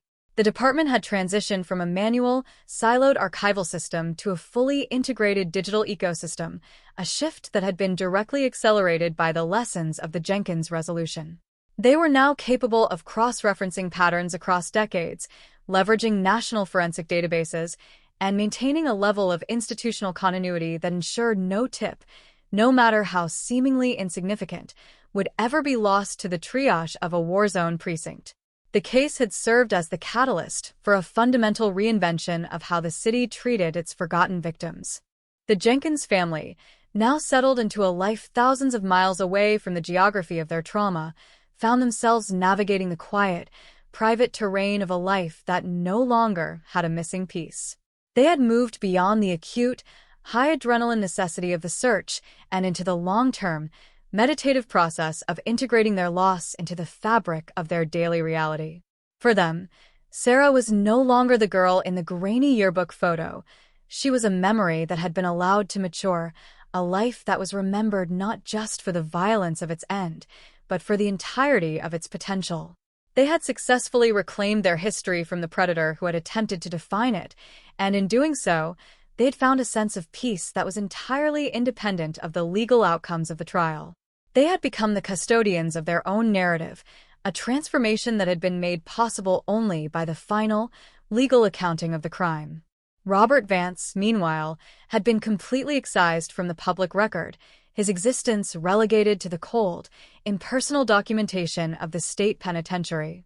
He had become a non-entity, a man whose suburban camouflage had been replaced by the repetitive, windowless routine of prison life. In the quiet of his cell, he existed in a state of absolute cognitive isolation, having successfully traded his status as a community leader for a position as a forgotten convict. There was no public discourse regarding his health, no media updates on his mental state, and no speculation about his future. He had served his purpose in the narrative of the case, and the world had moved on, leaving him to the silence he had once used as a weapon against his victims. The contrast between his past life, the life of the man who organized the library bake sales and the homeowners association meetings, and his present reality was the ultimate, poetic vindication for the people of Atlanta. The neighborhoods of the northern suburbs, once a collection of subdivisions linked by the commonality of the Jenkins mystery, had finally broken the spell of suspicion that had lingered following the trial. The park dedicated to community resilience had become a quiet, unremarkable feature of the suburban landscape, a place where children played soccer and families walked their dogs, completely untroubled by the shadow of the past. The transformation of these spaces from sites of potential victimhood into centers of communal life was a testament to the resilience of the human experience. The people who lived there had learned to distinguish between the superficial reliability of a neighbor's persona and the genuine, verifiable foundations of communal trust, developing a level of social literacy that was far more sophisticated than what had existed before the arrest.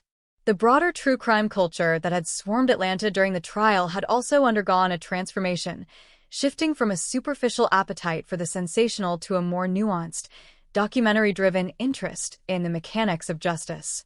The Jenkins case had raised the bar for what audiences expected from true crime narratives, moving away from the voyeuristic exploitation of tragedy toward a deeper exploration of the institutional, forensic, and psychological realities of the investigation. The story of Sarah Jenkins had been treated with a level of rigor and respect that had elevated the public's understanding of how cold cases are solved, turning the process of investigation into a subject of genuine intellectual and social interest. The narrative of the case was no longer just about the horror of the kidnapping. It was about the stubborn, unyielding power of the human witness to overcome the decay of time. As the second anniversary of the sentencing approached, the city's media landscape began to reflect on the legacy of the case with a sense of matured perspective. Investigative pieces and retrospective features focused on the institutional evolution of the police department, the resilience of the Jenkins family, and the philosophical implications of a life defined by a secret. The focus was no longer on the details of the abduction, but on the enduring impact of the resolution, the way that the truth, when finally brought into the light, changes the trajectory of everyone who touches it. The story had been contextualized within the history of Atlanta, becoming one of the many defining chapters that had helped the city transition from its fractured, early 90s identity into a more modern, integrated, and self-aware metropolitan area. The detectives who had spent their careers navigating the shadows of the Jenkins case began to approach the end of their professional journeys, their legacies defined not by the cases they hadn't solved, but by the one they finally did. They had acted as the bridge between the analog past and the digital present, the ones who had held the line when the system had failed, and the ones who had finally, against all odds, brought the truth home. They left behind a department that was fundamentally more capable, more resilient, and more attuned to the needs of the forgotten, ensuring that the labor of the Jenkins resolution would continue to pay dividends for years to come. Their work was the living proof that the pursuit of justice is not a singular, dramatic event, but a continuous, iterative process, a commitment to the duty of remembering that is as essential as it is often invisible. The city of Atlanta itself continued its outward, glass and steel expansion, the skyline shifting with every passing season as new projects and new ambitions replace the old. Yet, beneath the surface of the development, the bedrock of the city held the memory of Sarah Jenkins, a permanent fixture in the collective narrative of the metropolis. She was the reminder of the fragility of the suburban dream, the persistence of the human spirit, and the inescapable gravitational pull of the truth. As the seasons turned, the city continued its relentless trajectory toward the future, but it did so with a newfound level of caution, a maturity that was born from the realization that the past is never fully behind us. It is merely waiting, hidden in the mundane details of our daily lives, waiting for the moment to catch up to the truth we have been trying to forget. In the final, reflective moments of this long, arduous odyssey, one is struck by the realization that the story of Sarah Jenkins and Robert Vance is not just a true crime narrative, but a profound, universal meditation on the nature of light and shadow. It is a story about the absolute, terrifying vulnerability of the human life when it is targeted by a predator, but it is also a story about the sheer, indomitable force of the human record. It serves as a reminder that every action, every decision, and every secret leaves a mark on the world, a faint, persistent trail that can be followed, mapped, and brought into the light if one is willing to keep looking. The cold case had finally been solved, the truth had finally been spoken, and the city, having endured the dark and survived the light, was finally, irrevocably, and profoundly at peace with the girl who had been stolen and the girl who had, in the end, returned to define the history of her home. The third anniversary of Robert Vance's sentencing did not bring the fanfare or the heavy, suffocating media presence that had characterized the trial. Instead, it arrived with a quiet, reflective stillness that felt far more appropriate for the gravity of the resolution. Atlanta had undergone a demographic and architectural transformation since 1991, but the institutional memory of the Sarah Jenkins case had become an indelible part of the city's consciousness. It was a narrative that had been thoroughly integrated into the training, the culture, and the archival practices of the local law enforcement, a case that had served as the definitive pivot point between the era of institutional indifference and the modern age of digital forensic synergy. For those who had once been on the front lines of the investigation, the passage of time had begun to soften the acute edges of their professional obsession, allowing them to view the resolution not as a singular, dramatic triumph, but as a testament to the fundamental necessity of the state's obligation to the forgotten. The Cold Case and Missing Persons Bureau, now a centerpiece of the Atlanta Police Department's public engagement strategy, had become a hub for innovative, multi-agency collaboration that extended far beyond the city limits. The success of the Jenkins resolution was the primary reference point in every budgetary meeting, every recruitment drive, and every legislative hearing regarding the prioritization of forensic infrastructure. They had proven that the gap between a disappearance and a conviction could be spanned by the application of persistent, data-driven methodology, and this had fundamentally shifted the public's expectations for how cold cases should be handled.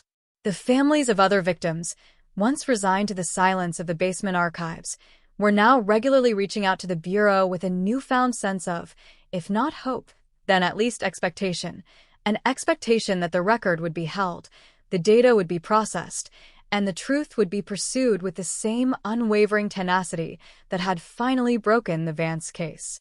For the Jenkins family, the third year of the post-trial era was characterized by a profound, if quiet, sense of internal reconciliation.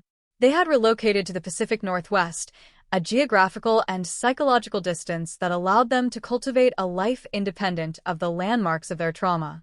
The transition from the acute, high-adrenaline recovery of their history to the long-term, meditative process of living in the present had been slow, often frustrating, and entirely necessary. They had learned that the absence of a missing person is not a hole that is filled by a verdict.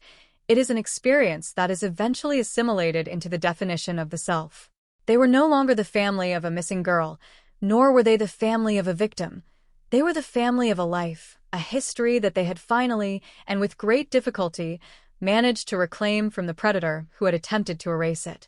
Robert Vance, meanwhile, had long since faded into the anonymous, windowless routine of the state penitentiary, a man who had become a living monument to the futility of a life built on deception.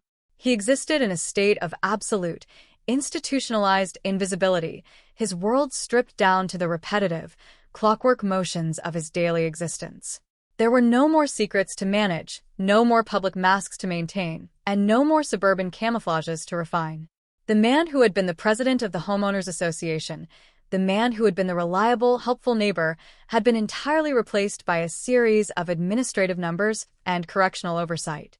He was a non-entity whose only purpose in the history of the world was to serve as a cautionary example of what happens when the truth finally catches up to the lie, and in this, he had become the most successful ghost in the history of the city. The neighborhoods of North Atlanta had matured into a community that was far more engaged, far more aware, and far more connected than they had ever been in the early 90s. The park that had been established on the site of the vacant lot had grown into a vibrant, lush space, its trees now well established and its paths well worn by the feet of families who live there today. It was a symbol of the neighborhood's ability to survive the internal rot of the Vance deception, an assertion that the life of the community was stronger, more durable, and more meaningful than the actions of the man who had briefly and deceptively called it home. The people who lived there no longer looked at their surroundings through the lens of suspicion, but they were also no longer naive. They understood that safety is not a static condition that can be taken for granted, but a communal effort that requires vigilance, transparency, and a willingness to acknowledge the realities of the people who live behind the doors next to ours. As the months of this third year continued to turn, the city's media landscape began to treat the case of Sarah Jenkins not as a contemporary headline, but as a foundational historical event. The documentaries that had been produced in the wake of the trial were being studied in university classrooms, analyzed for their insights into the sociological and psychological factors that allowed a serial predator to thrive in the suburbs. The Jenkins resolution had raised the bar for the true crime genre, shifting the emphasis from the shock and the sensationalism of the abduction to the intricate, often tedious, and deeply human work of the investigation. It had elevated the discourse to a level of rigor that honored the complexity of the crime and the effort required to solve it, ensuring that the legacy of Sarah Jenkins would be one of systemic progress rather than just victimhood. The detectives who had navigated the long, winding odyssey of the case were now entering the final, reflective chapters of their careers. Their professional reputations were built on the foundation of the Jenkins resolution, a case that had tested their limits, strained their resources, and ultimately forced them to define the very nature of their duty. They had stood in the light of the truth, often when it seemed that the darkness of the system would prevail, and they had brought the record home, ensuring that the history of Sarah Jenkins would be permanently encoded into the memory of the city. Their work had been the living proof that the pursuit of justice is not a singular, dramatic event, but a continuous, iterative process, a commitment to the duty of remembering that is as essential as it is often invisible. They left behind a department that was fundamentally more capable, more resilient, and more attuned to the needs of the forgotten, ensuring that the labor of the Jenkins resolution would continue to pay dividends for years to come. The city of Atlanta itself continued its outward, glass and steel expansion, the skyline shifting with every passing season as new projects and new ambitions replaced the old. Yet, beneath the surface of the development, the bedrock of the city held the memory of Sarah Jenkins, a permanent fixture in the collective narrative of the metropolis. She was the reminder of the fragility of the suburban dream, the persistence of the human spirit, and the inescapable gravitational pull of the truth. As the seasons turned, the city continued its relentless trajectory toward the future, but it did so with a newfound level of caution, a maturity that was born from the realization that the past is never fully behind us. It is merely waiting, hidden in the mundane details of our daily lives, waiting for the moment to catch up to the truth we have been trying to forget. In the final, reflective moments of this long, arduous odyssey, one is struck by the realization that the story of Sarah Jenkins and Robert Vance is not just a true crime narrative, but a profound, universal meditation on the nature of light and shadow. It is a story about the absolute, terrifying vulnerability of the human life when it is targeted by a predator, but it is also a story about the sheer, indomitable force of the human record. It serves as a reminder that every action, Every decision and every secret leaves a mark on the world, a faint, persistent trail that can be followed, mapped, and brought into the light if one is willing to keep looking. The cold case had finally been solved. The truth had finally been spoken, and the city, having endured the dark and survived the light, was finally, irrevocably, and profoundly at peace with the girl who had been stolen and the girl who had, in the end, returned to define the history of her home. The story of 1991 had finally found its ending, but the work of justice, the commitment to the record, and the duty to the truth continued on, embedded in the daily, often invisible operations of the city's public institutions. As the sun set over the Atlanta skyline, casting long, familiar shadows across the roads that Sarah Jenkins had once walked, the city breathed a sigh of relief, finally at peace with a ghost that had been laid to rest and a history that had been reclaimed, written in the indelible, unshakable ink of the truth. The fourth year following the conviction of Robert Vance marked a transition from the era of historical reckoning to the era of institutional legacy. For the city of Atlanta, the Sarah Jenkins case had long since migrated from the front pages of the tabloids to the foundational textbooks of the criminal justice system. The department, now operating under a sophisticated, multi-layered digital architecture, had utilized the momentum of the Jenkins resolution to secure permanent, recurring funding for a modernized cold case and missing persons bureau.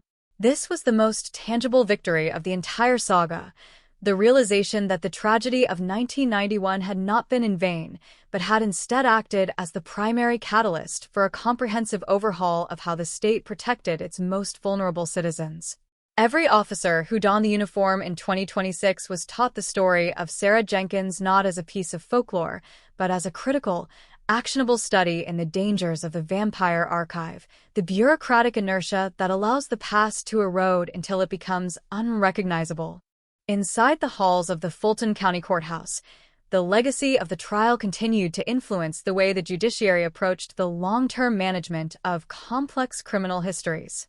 The precedent set by the Jenkins trial, particularly the aggressive use of digitized archival evidence to build a case 35 years after the fact, became a standard maneuver for the prosecutor's office in similar, legacy-linked homicides. It was a courtroom philosophy rooted in the understanding that the passage of time is not an automatic acquittal for the guilty, provided that the state maintains the integrity of the data. The legal team that had successfully navigated the complexities of the Vance prosecution became the new standard-bearers for trial advocacy in the state, their methodology serving as the blueprint for future litigation involving the ghosts of the late 20th century. For the Jenkins family, now firmly rooted in the landscape of the Pacific Northwest, the fourth year was a period of deliberate, quiet cultivation of their own narrative. They had reached a point where the name Sarah Jenkins was no longer tethered exclusively to the violent, horrific events of the night she vanished.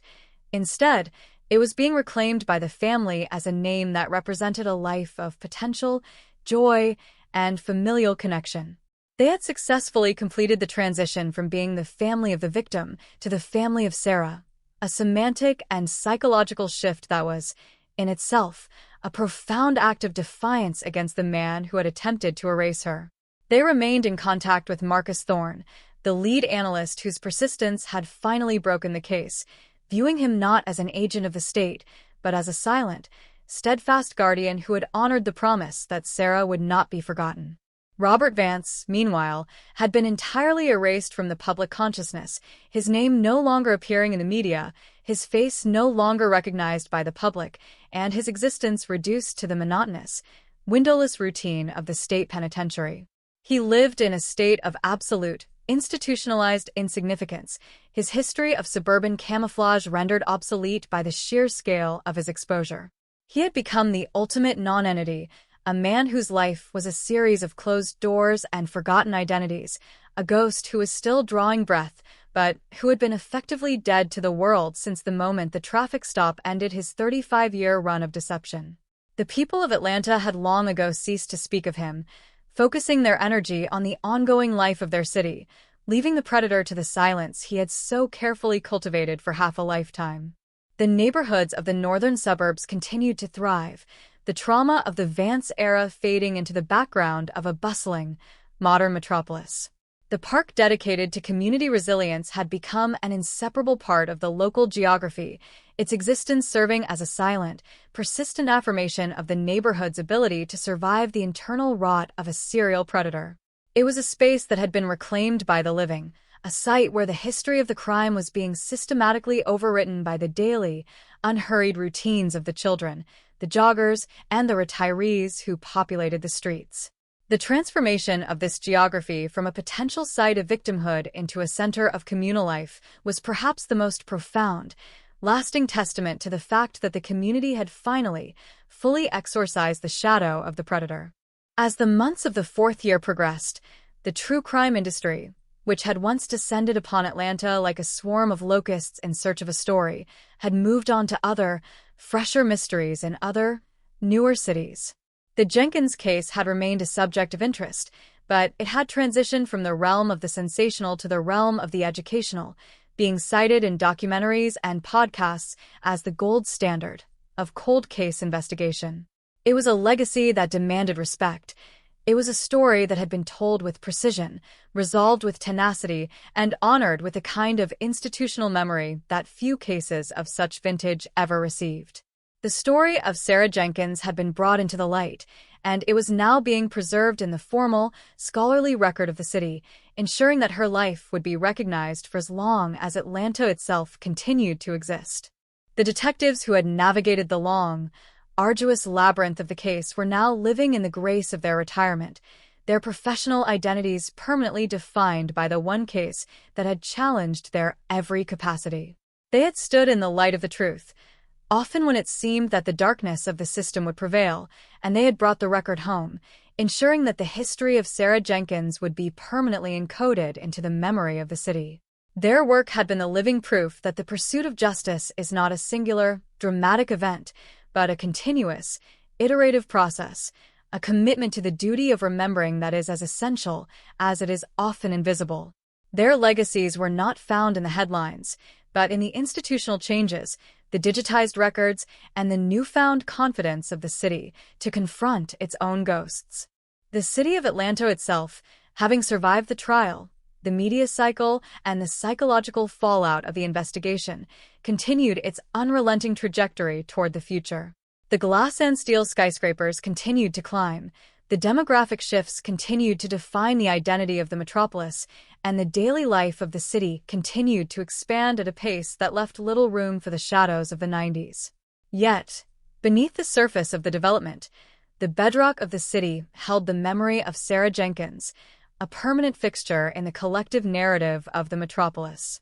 She was the reminder of the fragility of the suburban dream, the persistence of the human spirit, and the inescapable gravitational pull of the truth. As the years turned, the city continued its relentless trajectory toward the future, but it did so with a newfound level of maturity, a consciousness that was born from the realization that the past is never fully behind us. It is merely waiting, hidden in the mundane details of our daily lives, waiting for the moment to catch up to the truth we have been trying to forget. In the final, reflective moments of this long, arduous odyssey, one is struck by the realization that the story of Sarah Jenkins and Robert Vance is not just a true crime narrative, but a profound, universal meditation on the nature of light and shadow.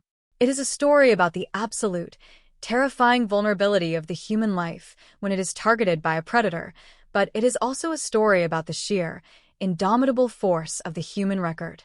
It serves as a reminder that every action, every decision, and every secret leaves a mark on the world, a faint, persistent trail that can be followed, mapped, and brought into the light if one is willing to keep looking. The cold case had finally been solved, the truth had finally been spoken, and the city, having endured the dark and survived the light, was finally, irrevocably, and profoundly at peace with the girl who had been stolen and the girl who had, in the end, returned to define the history of her home. The story of 1991 had finally found its ending, but the work of justice, the commitment to the record, and the duty to the truth continued on, embedded in the daily, often invisible operations of the city's public institutions. As the sun set over the Atlanta skyline, casting long, familiar shadows across the roads that Sarah Jenkins had once walked, the city breathed a sigh of relief, finally at peace with a ghost that had been laid to rest and a history that had been reclaimed, written in the indelible, unshakable ink of the truth. The long, winding road had finally reached its terminus, and in the clarity of the morning light, there was no more mystery to solve, no more shadows to chase, and no more questions to ask. There was only the enduring, resonant reality of a truth that had finally, and for all time, come home to the city of Atlanta. The 5th year since the conclusion of the Atlanta 1991 cold case served as a silent milestone, a period where the intense, visceral reactions to the trial had fully matured into a settled, institutional history. In the metropolitan landscape of Atlanta, the name Sarah Jenkins was no longer merely synonymous with the tragedy of her disappearance. It had become an anchor for the city's proactive commitment to archival integrity. The Cold Case and Missing Persons Bureau had evolved into a model for American law enforcement, attracting researchers and federal agencies eager to understand how a decade-long failure of documentation had been rectified by a systematic, data-driven renaissance. The Jenkins Protocol, as it came to be known, mandated not only the digitization of every cold file but the creation of living archives, dynamic, searchable databases that prevented the isolation of evidence and ensured that the passage of time would never again act as an accomplice to a predator. Inside the halls of the Fulton County Courthouse, the legacy of the prosecution continued to shape the strategy of the district attorney's office. The successful conviction of Robert Vance had established a precedent that the age of evidence, provided its chain of custody remained unbroken, was not an insurmountable barrier to trial. This had emboldened a new generation of prosecutors to revisit dozens of long-dormant cases, bringing a level of legal rigor to the forgotten corners of the city's crime history. The atmosphere in the courthouse had shifted. There was a palpable sense of accountability that permeated the air, a recognition that the state's obligation to the victim did not expire with the ticking of the calendar. The ghost of Sarah Jenkins was no longer a symbol of institutional failure, but a catalyst for a system that had finally learned how to hold the light steady until the truth was captured. For the Jenkins family, the 5th year marked the completion of a slow, deliberate reconstruction of their own history. Living in the Pacific Northwest, they had cultivated a life that was fundamentally defined by its own agency, free from the crushing weight of the unknown. They had reached a point where the memories of Sarah were not just triggered by the trauma of her end, but by the myriad of small, joyful, and mundane details of the person she had been. The family's transition from the center of a national media storm to the privacy of their own lives had been a profound exercise in psychological restoration. They had reclaimed the right to mourn in their own way, on their own terms, and they had finally reached a state of internal equilibrium that had been denied to them for the better part of 4 decades.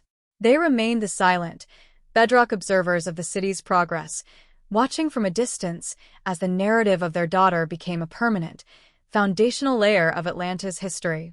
Robert Vance had long since vanished into the dark, static routine of the state penitentiary, his existence entirely stripped of the suburban artifice he had spent half a lifetime constructing. Within the walls of the high-security wing, he was a man who no longer possessed a public face, a man whose name triggered no response in the local or national media. He was a prisoner in the most literal sense, existing in a reality where his past actions were the only defining feature of his current state. He did not appeal, he did not seek the attention of the media, and he did not attempt to negotiate the reality of his confinement. He had become a ghost who was still breathing, a vessel of long-past violence that was now completely inert, locked away behind layers of iron and bureaucratic indifference. His story, the story of the man who had hidden behind the president of the Homeowners Association, had been fully told, and the public's appetite for his existence had long since been satisfied. The neighborhoods of the northern suburbs had reached a state of complete, peaceful integration with their own history. The park that had been constructed on the site of the vacant lot was now an established, well-loved feature of the community, its paths lined with trees that had been planted during the initial stages of the neighborhood's psychological rehabilitation. It served as a site of quiet contemplation, a place where people gathered to enjoy the stillness of the afternoon, entirely detached from the shadow of the man who had once walked those same sidewalks while nursing his murderous secrets. The residents of the street were no longer the people who had been blindsided by the revelation of 2026. They were a new, evolved cohort who understood that the safety of their community was not a passive inheritance, but a vigilant, shared responsibility. The true crime industry, which had once treated the Jenkins case as a source of endless, high-octane content, had moved on to the next set of mysteries, but the archival interest in the case remained high. It was now taught as a case study in the power of institutional memory, frequently revisited by academics who are interested in the intersection of forensic science, archival management, and the evolution of the criminal justice system. The Jenkins case had become the definitive example of the delayed resolution, a case that showed that even when the system is allowed to languish, it is never too late for the truth to catch up, provided that the raw material of the record is protected from the decay of neglect. The legacy of Sarah Jenkins had been brought out of the sensational and into the academic, ensuring that her life would be recognized for the role it had played in the modern evolution of the law. The detectives who had navigated the long, arduous labyrinth of the case were now living in the quiet twilight of their careers, their professional identities permanently defined by the one investigation that had demanded everything of them. They had stood in the light of the truth, often when it seemed that the darkness of the system would prevail, and they had brought the record home, ensuring that the history of Sarah Jenkins would be permanently encoded into the memory of the city. Their work had been the living proof that the pursuit of justice is not a singular, dramatic event, but a continuous, iterative process, a commitment to the duty of remembering that is as essential as it is often invisible. Their legacies were not found in the headlines, but in the institutional changes, the digitized records, and the newfound confidence of the city to confront its own ghosts. The city of Atlanta itself, having survived the trial, the media cycle, and the psychological fallout of the investigation, continued its unrelenting trajectory toward the future. The glass and steel skyscrapers continued to climb, the demographic shifts continued to define the identity of the metropolis, and the daily life of the city continued to expand at a pace that left little room for the shadows of the 90s. Yet, beneath the surface of the development, the bedrock of the city held the memory of Sarah Jenkins, a permanent fixture in the collective narrative of the metropolis.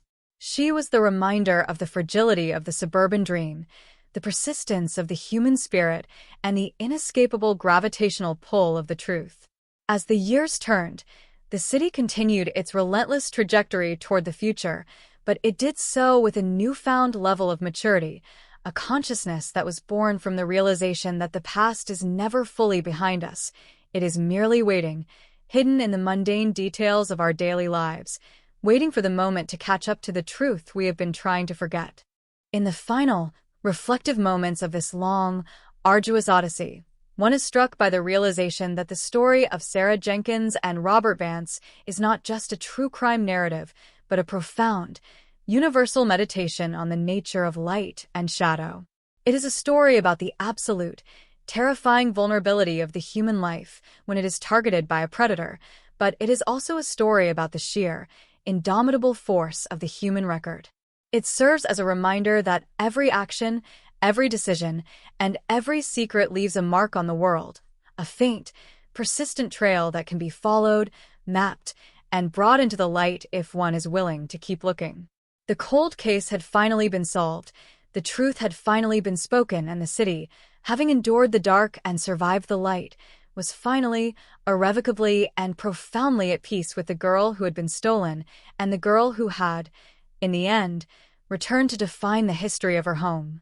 The story of 1991 had finally found its ending, but the work of justice, the commitment to the record, and the duty to the truth continued on, embedded in the daily, often invisible operations of the city's public institutions. As the sun set over the Atlanta skyline, casting long, familiar shadows across the roads that Sarah Jenkins had once walked, the city breathed a sigh of relief, finally at peace with a ghost that had been laid to rest and a history that had been reclaimed, written in the indelible, unshakable ink of the truth. The long, winding road had finally reached its terminus, and in the clarity of the morning light, there was no more mystery to solve, no more shadows to chase, and no more questions to ask. There was only the enduring, resonant reality of a truth that had finally, and for all time, come home to the city of Atlanta, a city that was now, and forever, a guardian of its own, hard-won history. The sixth year following the definitive closure of the Atlanta 1991 cold case arrived not with the sharp, erratic energy of a breaking news event, but with the steady, heavy weight of unalterable history. Across the sprawling metropolitan expanse of Atlanta, the transition of the seasons had slowly begun to dull the immediate, visceral memories of the 2026 trial, burying the sensational headlines beneath the constant, relentless forward momentum of urban development. At the Fulton County Courthouse, the name Sarah Jenkins had officially migrated from the high-priority, active legal briefs into the permanent bound volumes of historical case law, serving as a landmark precedent for prosecutors dealing with the complex, fragile logistics of legacy litigation. The system had successfully completed its mechanical obligations. The indictment had been read, the evidence had been displayed, the verdict had been delivered, and the sentence had been locked into the state's correctional framework. Yet the quiet, structural ripple effects of that 35-year silence continued to shape the institutional and cultural fabric of the city. Inside the headquarters of the Atlanta Police Department, the Specialized Cold Case and Missing Persons Bureau stood as a direct, physical manifestation of the lessons learned from the long failure to locate Sarah Jenkins in the early 90s. The Bureau had transitioned entirely away from the isolated, compartmentalized archiving methods that had allowed Robert Vance's name to sit unexamined in a dusty tip log for over 3 decades, replacing the old system with an aggressive, highly integrated digital architecture. Every piece of legacy evidence, every handwritten field report from the pre-digital era, and every piece of latent biometric data had been systematically converted into a dynamic, searchable network that connected patterns across decades of municipal history. Investigators no longer viewed their work through the narrow lens of individual, isolated incidents. They operated with the understanding that time is a porous barrier and that the modern tools of forensic analysis are only as effective as the state's willingness to maintain the absolute continuity of its historical data. Marcus Thorne, the analyst whose obsessive digital archaeology had originally unraveled Vance's decades-long camouflage, spent his days guiding a new cohort of investigators through the meticulous, often tedious process of cold case reconstruction. His promotion to an administrative, strategic role within the Bureau had not lessened his deep, instinctual focus on the mechanics of systemic accountability. He remained a quiet, intense presence in the office, his whiteboard still covered in the complex, interlocking geographic maps of the city's older, unresolved mysteries. He knew that the success of the Jenkins resolution was not a cause for professional self-congratulation, but a stark, undeniable warning about the fragility of public safety in a rapidly expanding metropolitan zone. He frequently lectured at the State Training Academy, utilizing the exact timeline of the 1991 investigation to illustrate how an overstretched, underfunded department can inadvertently act as an accomplice to a calculated predator by allowing a single, high-priority lead to slip into the blind spots of an administrative tree. For the Jenkins family, residing in the quiet, rain-softened landscape of the Pacific Northwest, the passage of the sixth year brought a level of emotional stabilization that had been entirely unimaginable during the chaotic, media-saturated months of the arrest and trial. The physical and psychological distance from the landmarks of Atlanta had allowed Clara and Toby to finally dismantle the defensive armor they had worn for over 3 decades, transitioning from a state of continuous, hypervigilant seeking into a state of quiet, self-directed remembrance. Sarah was no longer a phantom defined exclusively by the horrific details of her abduction or the sterile, clinical evidence containers displayed in a courtroom. She had been fully restored to the family as a complete human being, a daughter and a sister whose life was remembered for its warmth, its ambitions, and the quiet, persistent love that had outlasted the silence of her grave. They had successfully severed the connection between their daughter's memory and the predator who had attempted to overwrite her existence, achieving a sense of internal sovereignty that no legal verdict or correctional facility could ever fully provide. In the northern suburbs of the city, the residential streets of the subdivision where Robert Vance had spent 20 years cultivating the image of an exemplary community leader had finally settled into a state of ordinary, unhurried normalcy.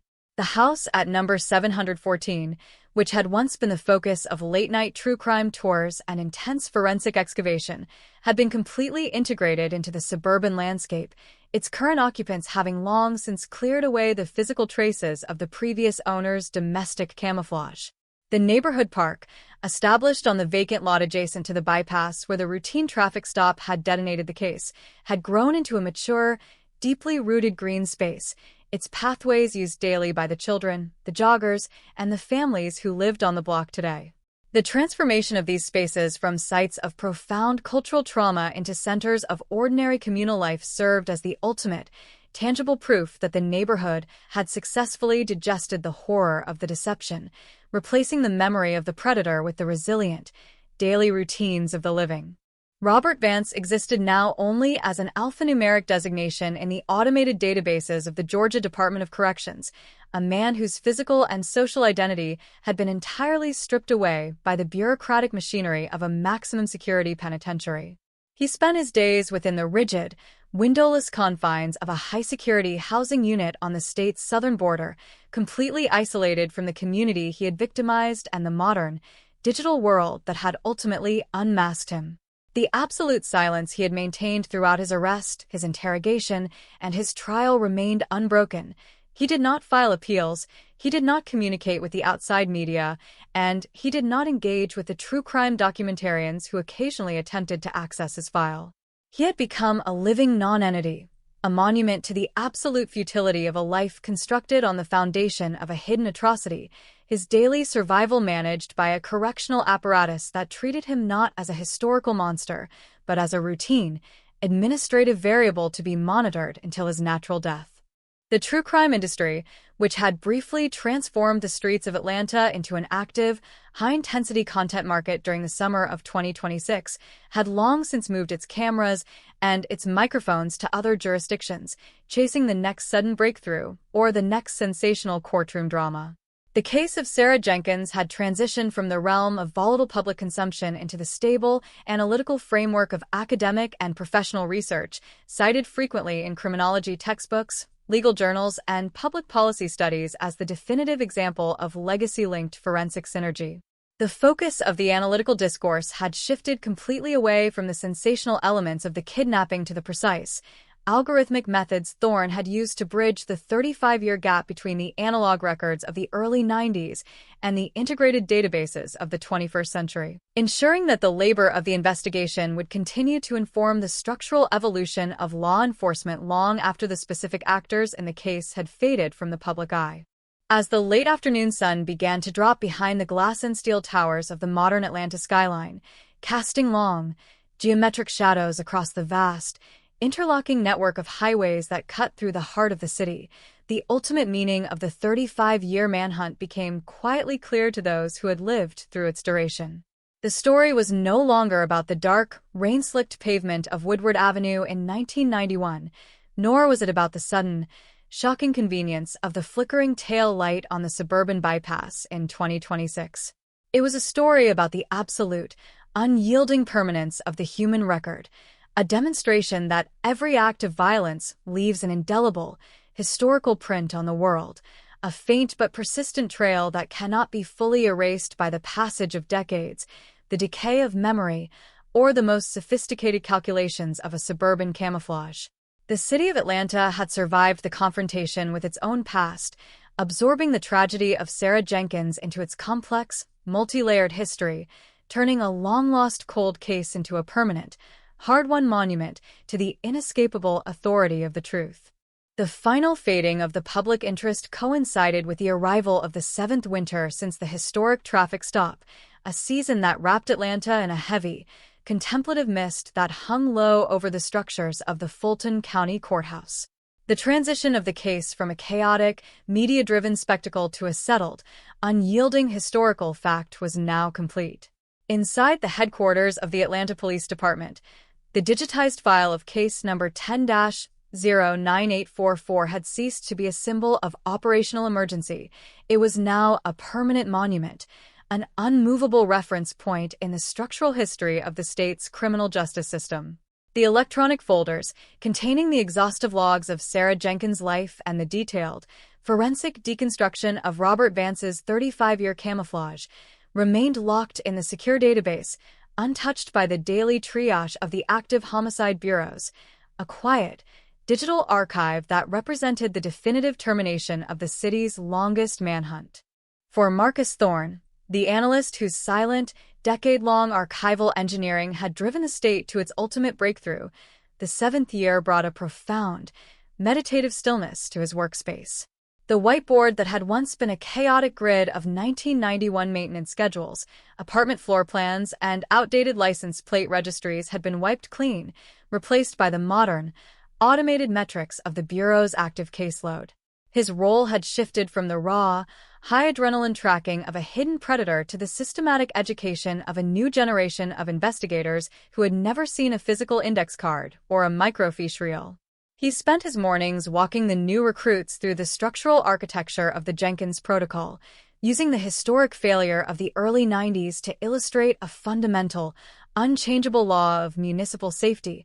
A city that allows its historical records to decay is actively constructing a landscape where absolute depravity can live unmonitored in the light.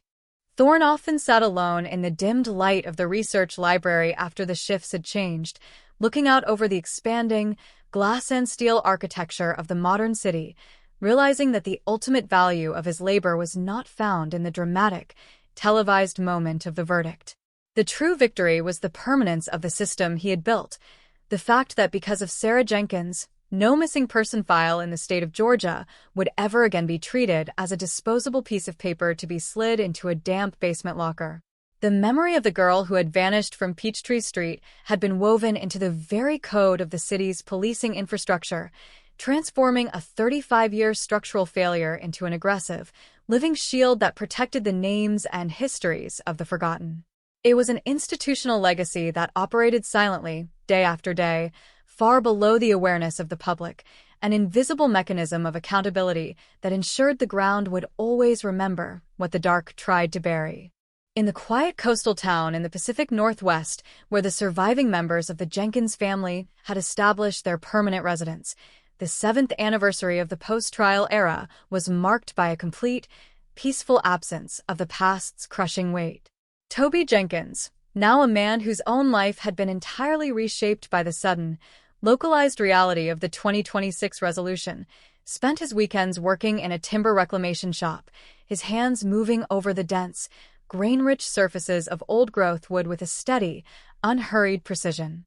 He had successfully cleared his mind of the frantic, cyclical timelines that had previously chained his early 20s to the rain-slicked pavement of a 1991 crime scene.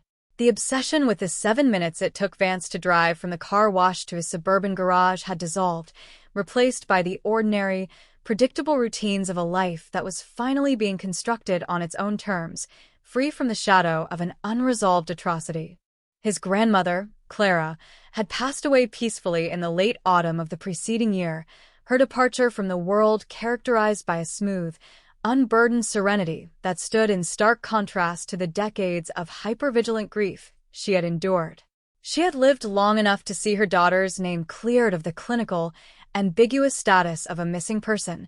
She had watched the state place a permanent, undeniable seal of guilt on the man who had stolen her future, and she had seen Sarah laid to rest beneath the bare branches of a legitimate, marked grave. The work of her life had been completed under the hot lights of the Fulton County courtroom, and when she finally closed her eyes for the last time, she did so with the absolute certainty that the truth had been spoken, the record had been held, and the long, winding road had finally reached its terminus. Toby had buried her next to Sarah, bringing the two generations together beneath the quiet soil, a final, physical closure that left the family's history completely out of the reach of the predator's memory. The suburban lot at number 714, where Robert Vance had spent 20 years manicuring his hedges and greeting his neighbors while keeping the jewelry of his victim locked in a nearby storage unit, had been entirely transformed by the natural, indifferent progression of the local real estate market. The ranch-style house had been purchased by a family who had moved to Atlanta from the West Coast, individuals who possessed no personal connection to the trauma of 2026 and who viewed the historical true crime narratives of the block as a distant, abstract curiosity. The old, detached garage where the forensic teams had found the latent biological evidence had been demolished to make way for a modern, glass-walled home office, and the backyard had been completely resodded, the soil turned over and mixed with fresh nutrients until the original footprints of the police excavation were entirely erased from the earth. The neighborhood had successfully overwritten the map of the crime, replacing the memory of the predator with the ordinary, unhurried sounds of lawnmowers, children's bicycles, and weekend barbecues. Inside the high-security wing of the state penitentiary on the sweltering southern border of Georgia, the biological clock of Robert Vance was running out of time in a state of absolute, uncelebrated isolation. The man who had once been the articulate, reliable leader of his local homeowners association had been reduced to a fragile, wheelchair-bound inmate, his physical frame hollowed out by the rapid, natural progression of advanced age and institutional neglect.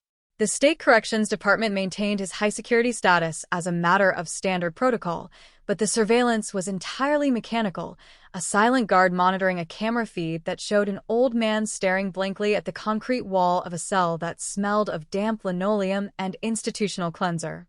He had no visitors, received no mail, and had been entirely dropped from the internal discourse of the criminal justice system.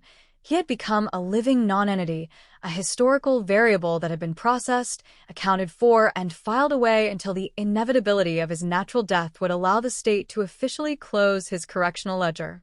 The broader true crime culture that had once treated the Atlanta 1991 cold case as a source of volatile, high-octane content had completely abandoned the geography of the city, its cameras and microphones tracking new horrors in new jurisdictions across the country.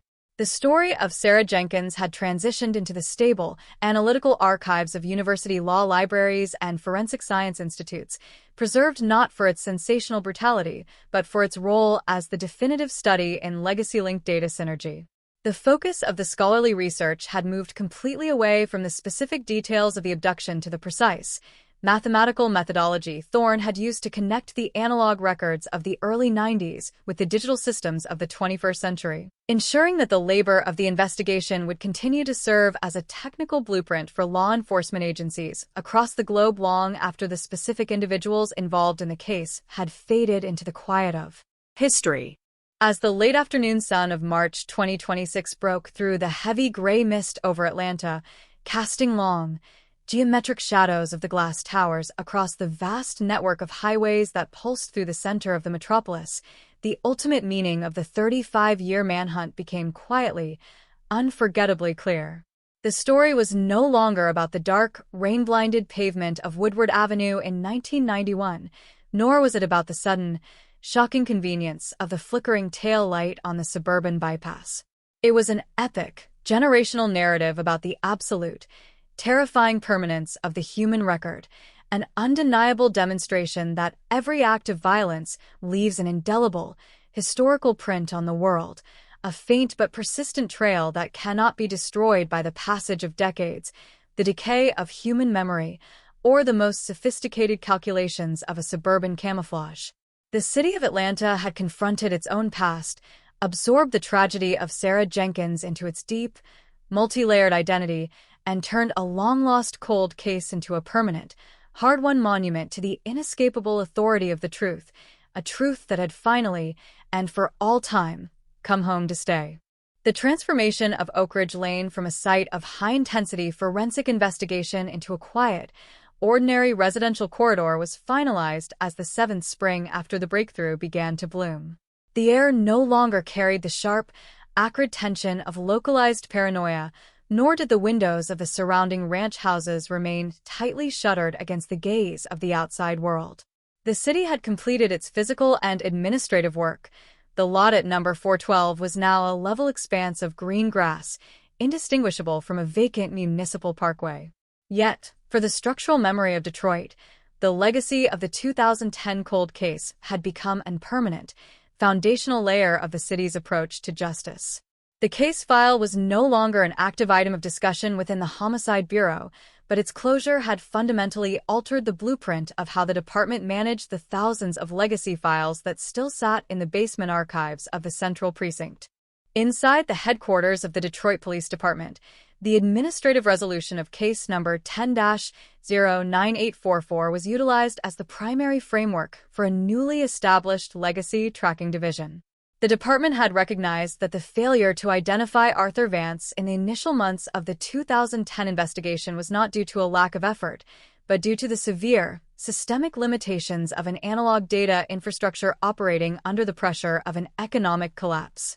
The modern system was designed to be explicitly predictive, utilizing automated algorithmic cross-referencing to sweep through decades of old property sales, utility records, and maintenance logs to identify individuals who possessed unique, unsupervised access to high-crime corridors during historical windows of vulnerability.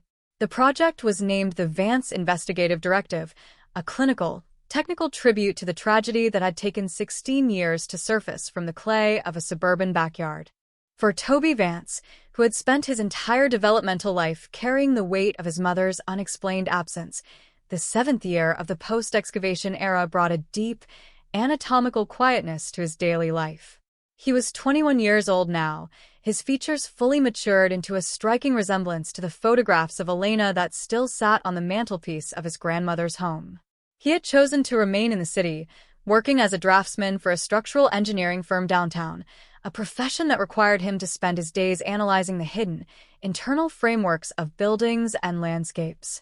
The desperate, hyper-focused obsession that had previously driven him to spend his nights cross-referencing police response times and historical weather patterns had fully burned out, replaced by a steady, methodical commitment to the construction of his own future. He had learned to view the events of 2026 not as the defining trauma of his existence, but as the hard, violent boundary line that had finally allowed his childhood to end.